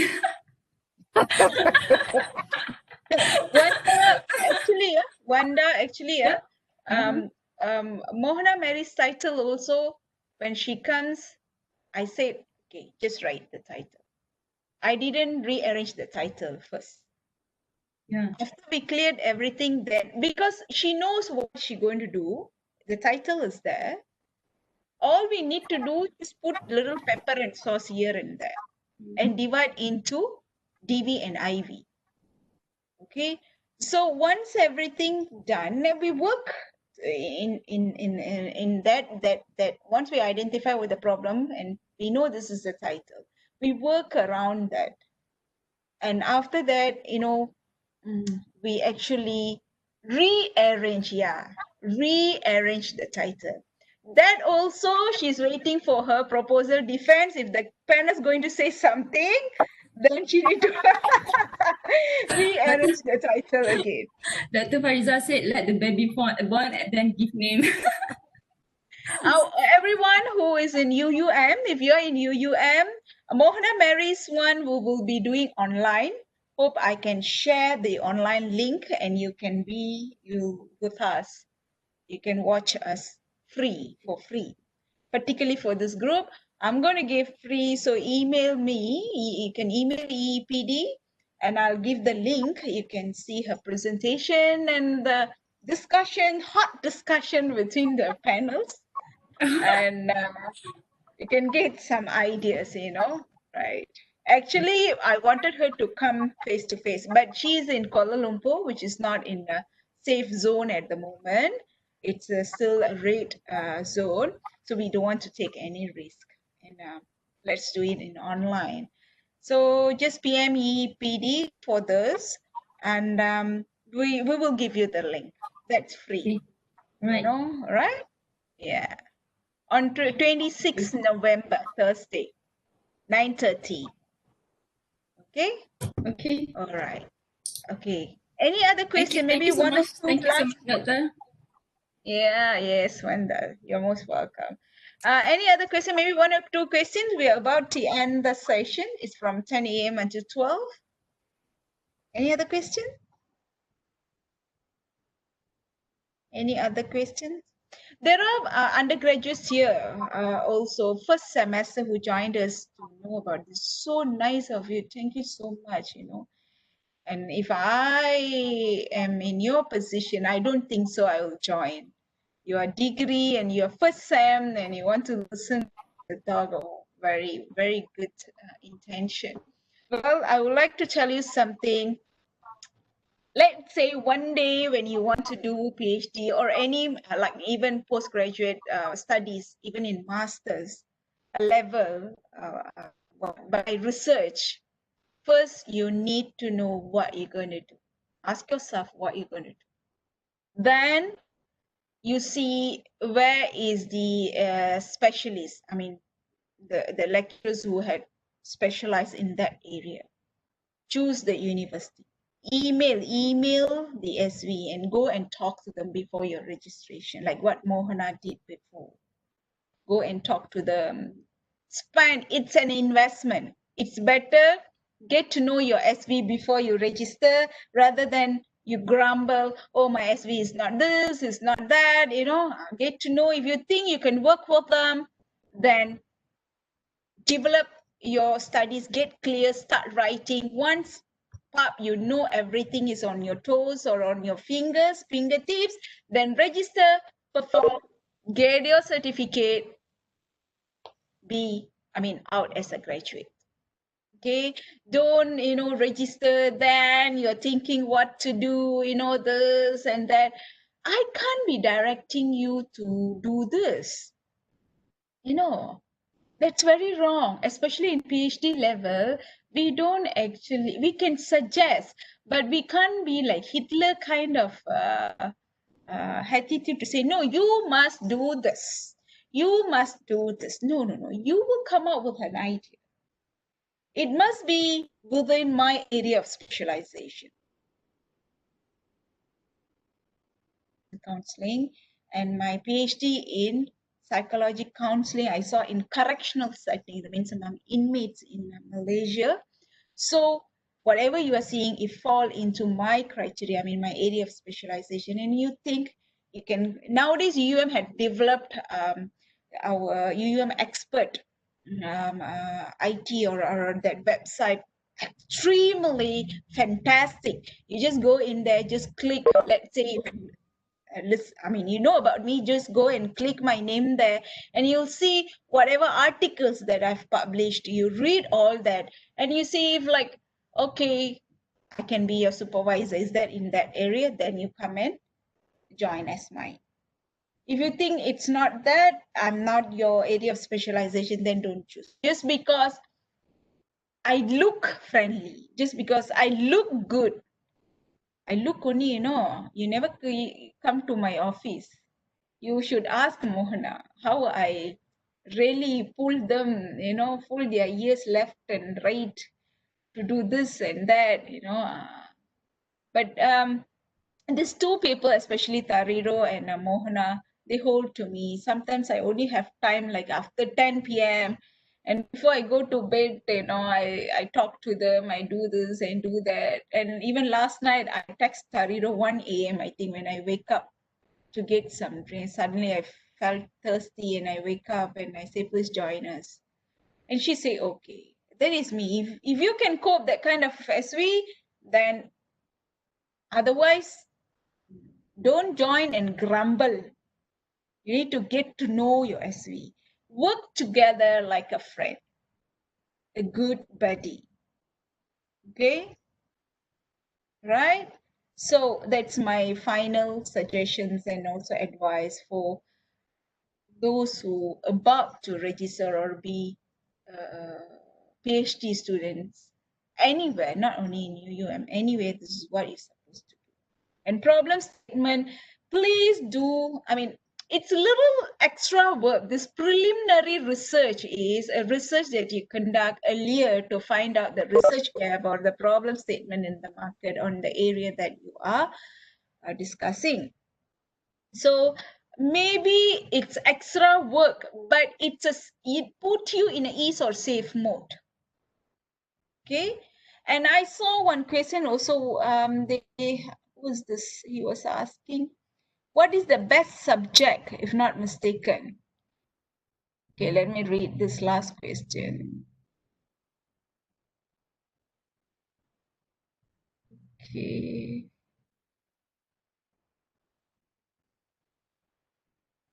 I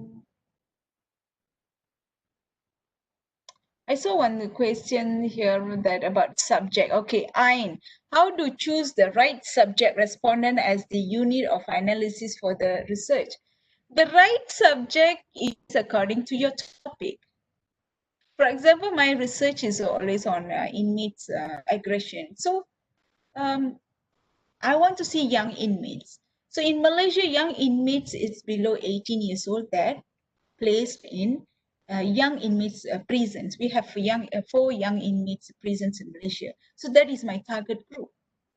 And I just go there and choose randomly. But they are purposive sampling. Because I already know, I only want this particular group. Okay? And my study is always quasi-experimental. That means, you see, experimental always conducted by medical people. They use guinea pigs and this and that. They give, you know, like Pavlov theories. He used dog and etc. But we are social sciences people. We conduct sessions and we create model and modules we call quasi-experimental. So if quasi-experimental, we need to measure in the pre and post level. So the differences in between both shows that the module or model that we created, whether it achieved the target or significant or not. Okay. So that is my studies all the time. So my subject, according to this, what I want to see, what is the problem that I'm going to see? It all depends what problem. Like for example, Mohana, she's looking into money mules. Then that she wants to see particularly students' account money mules, right? So her target group is student. Then it's up to her to see college student or private student or a school student. It's up to her. She needs to justify which student who she wants to see. Do you want to answer to Ain, Mohana?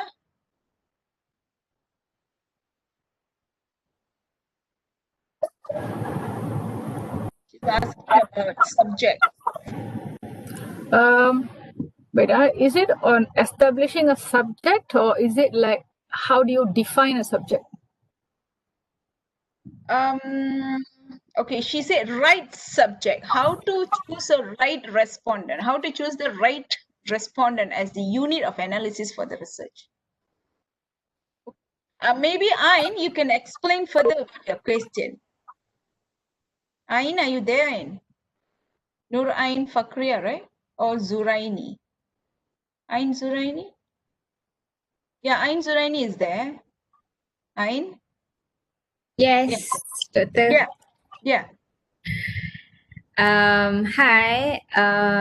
Actually, I'm in the midst to wait for to get the date for my PRELINARY, and I'm stuck clueless about to pick the right subject because my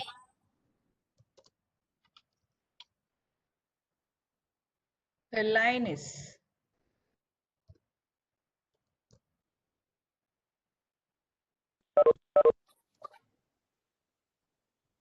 The line is bad, I think. Maybe Ain, you can type Ain.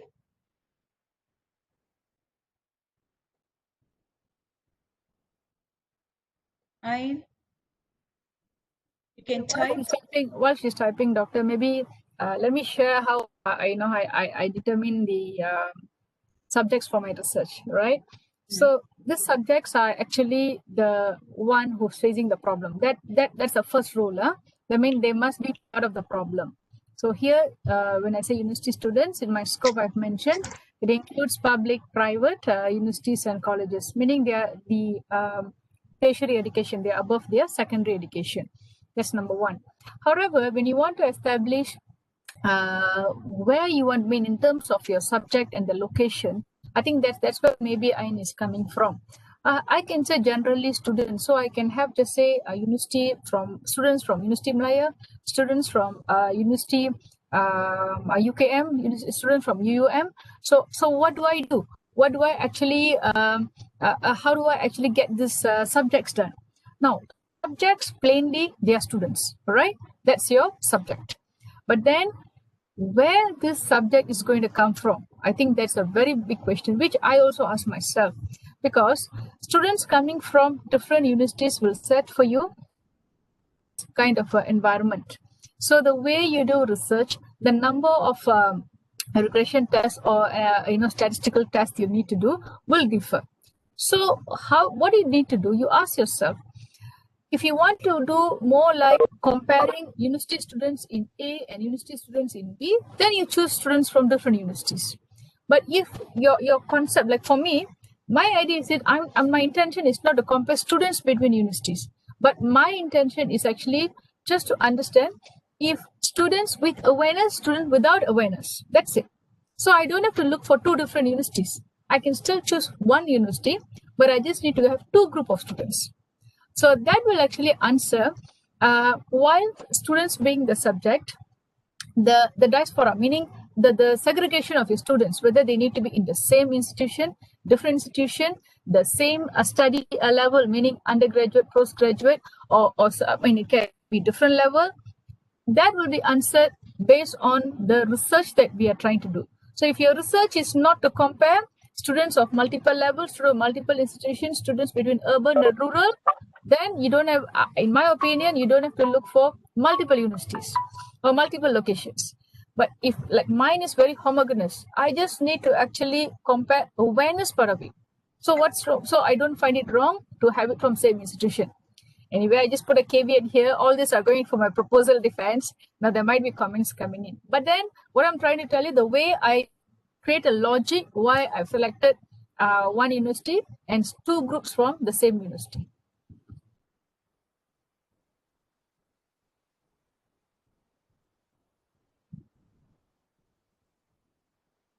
All right. Okay. Again, like, you see, I cannot choose for you because you know better about who you want to choose or the subject. Like Mohana, she also can do among a private student, college student, primary student, but she has the strong justification why she wants to do among university students.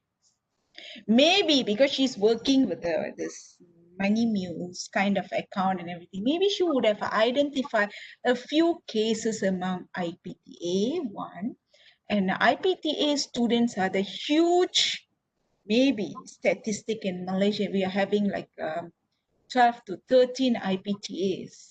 So that's maybe she wants to focus on that, and she wants to contribute to IPTA student first, because we started recruiting more candidates from overseas.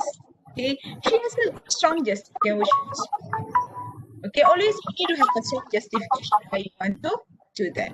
So if there isn't any question, can all of us on your video, let's have a nice last video shot. I mean, I'm going to screenshot before we say bye. If you need further discussion, maybe we can. Hi, Faik. Faik is my master's correctional student. I didn't know it's a Faik. I thought Faik Mana. Thank you for joining us. Okay, can you please on all your video? We want to take a shot, and if you need further discussion, always email EEPD. We can create one more session, like something like this, and maybe we can give discount for this particular group who attended the first series, and we go for the second series. All right, can everyone on your video please? Hyrule, have you satisfied Hyrule? Did you get some ideas? Yeah, I got some idea because I learned a lot from Madam Mohana because we both from practitioner industry, so get some idea the point. Yeah. I always appreciate practitioners. You know better than an academician. We are good in writing, but you have the skill and the data with you. All you need to do is I mean, we academicians need to guide you how to write in academic style. That's all. You actually, trust me, you can do better. I was a practitioner before. So when I became an academician, I need to develop my writings. I struggle a lot. Academic writing is different, so you need to struggle a little only in order to convey your idea in academic writing. So can everyone on your video, please? Adi, Akmal, Kautar, Noor, Nuraini, Marini, Delapur. Is this Dr. Marini from SAP-SP? I'm not sure which Marini is this. Nurain, please on your videos, have a remembrance shot.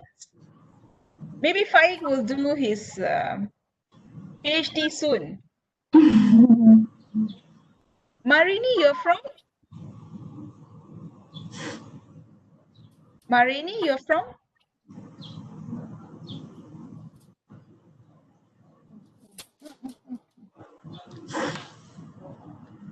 Nurain?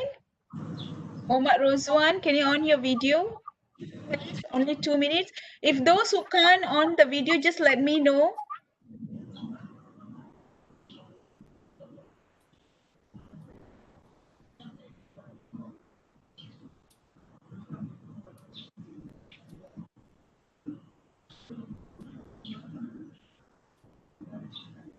Adi Effendi. I think this is Dr. Adi. Akmal.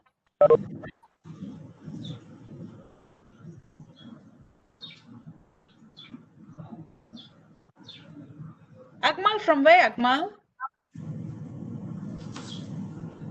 I can. Let me unmute yourself. Unisham. Unisham. Okay. Adi, can you on your video?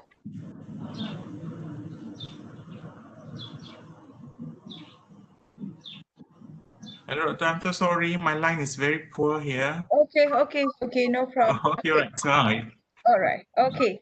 I think Diana, you can just screenshot. This is what we are. So let's sum up, everybody.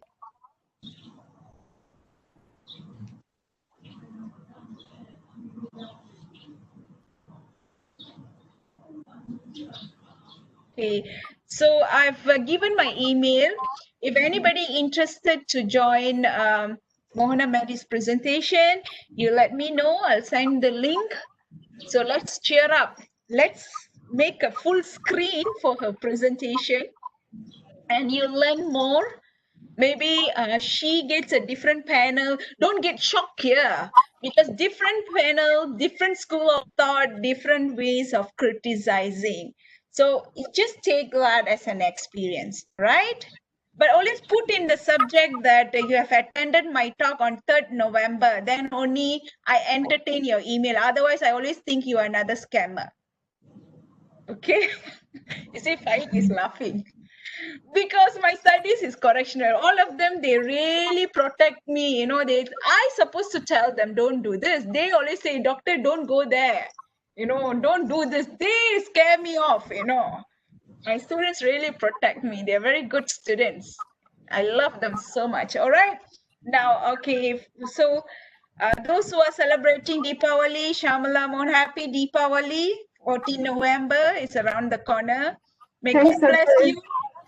Okay, God bless everybody. For the PhD students, those who are presenting, waiting for your proposal defense, Viva and etc. All the best. Good luck.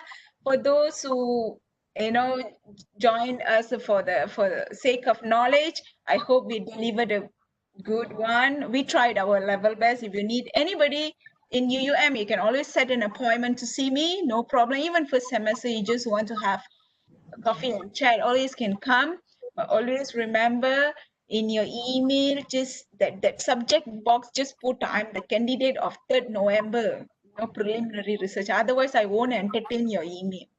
Okay, I'm very scared. I have a lot of scam emails. And all the scammers wanted to give me money all the time. And I'm rejecting from all the monies, right? Okay, see you, bye. Have a nice day. Thank you, Miss Mohana and Tariro again.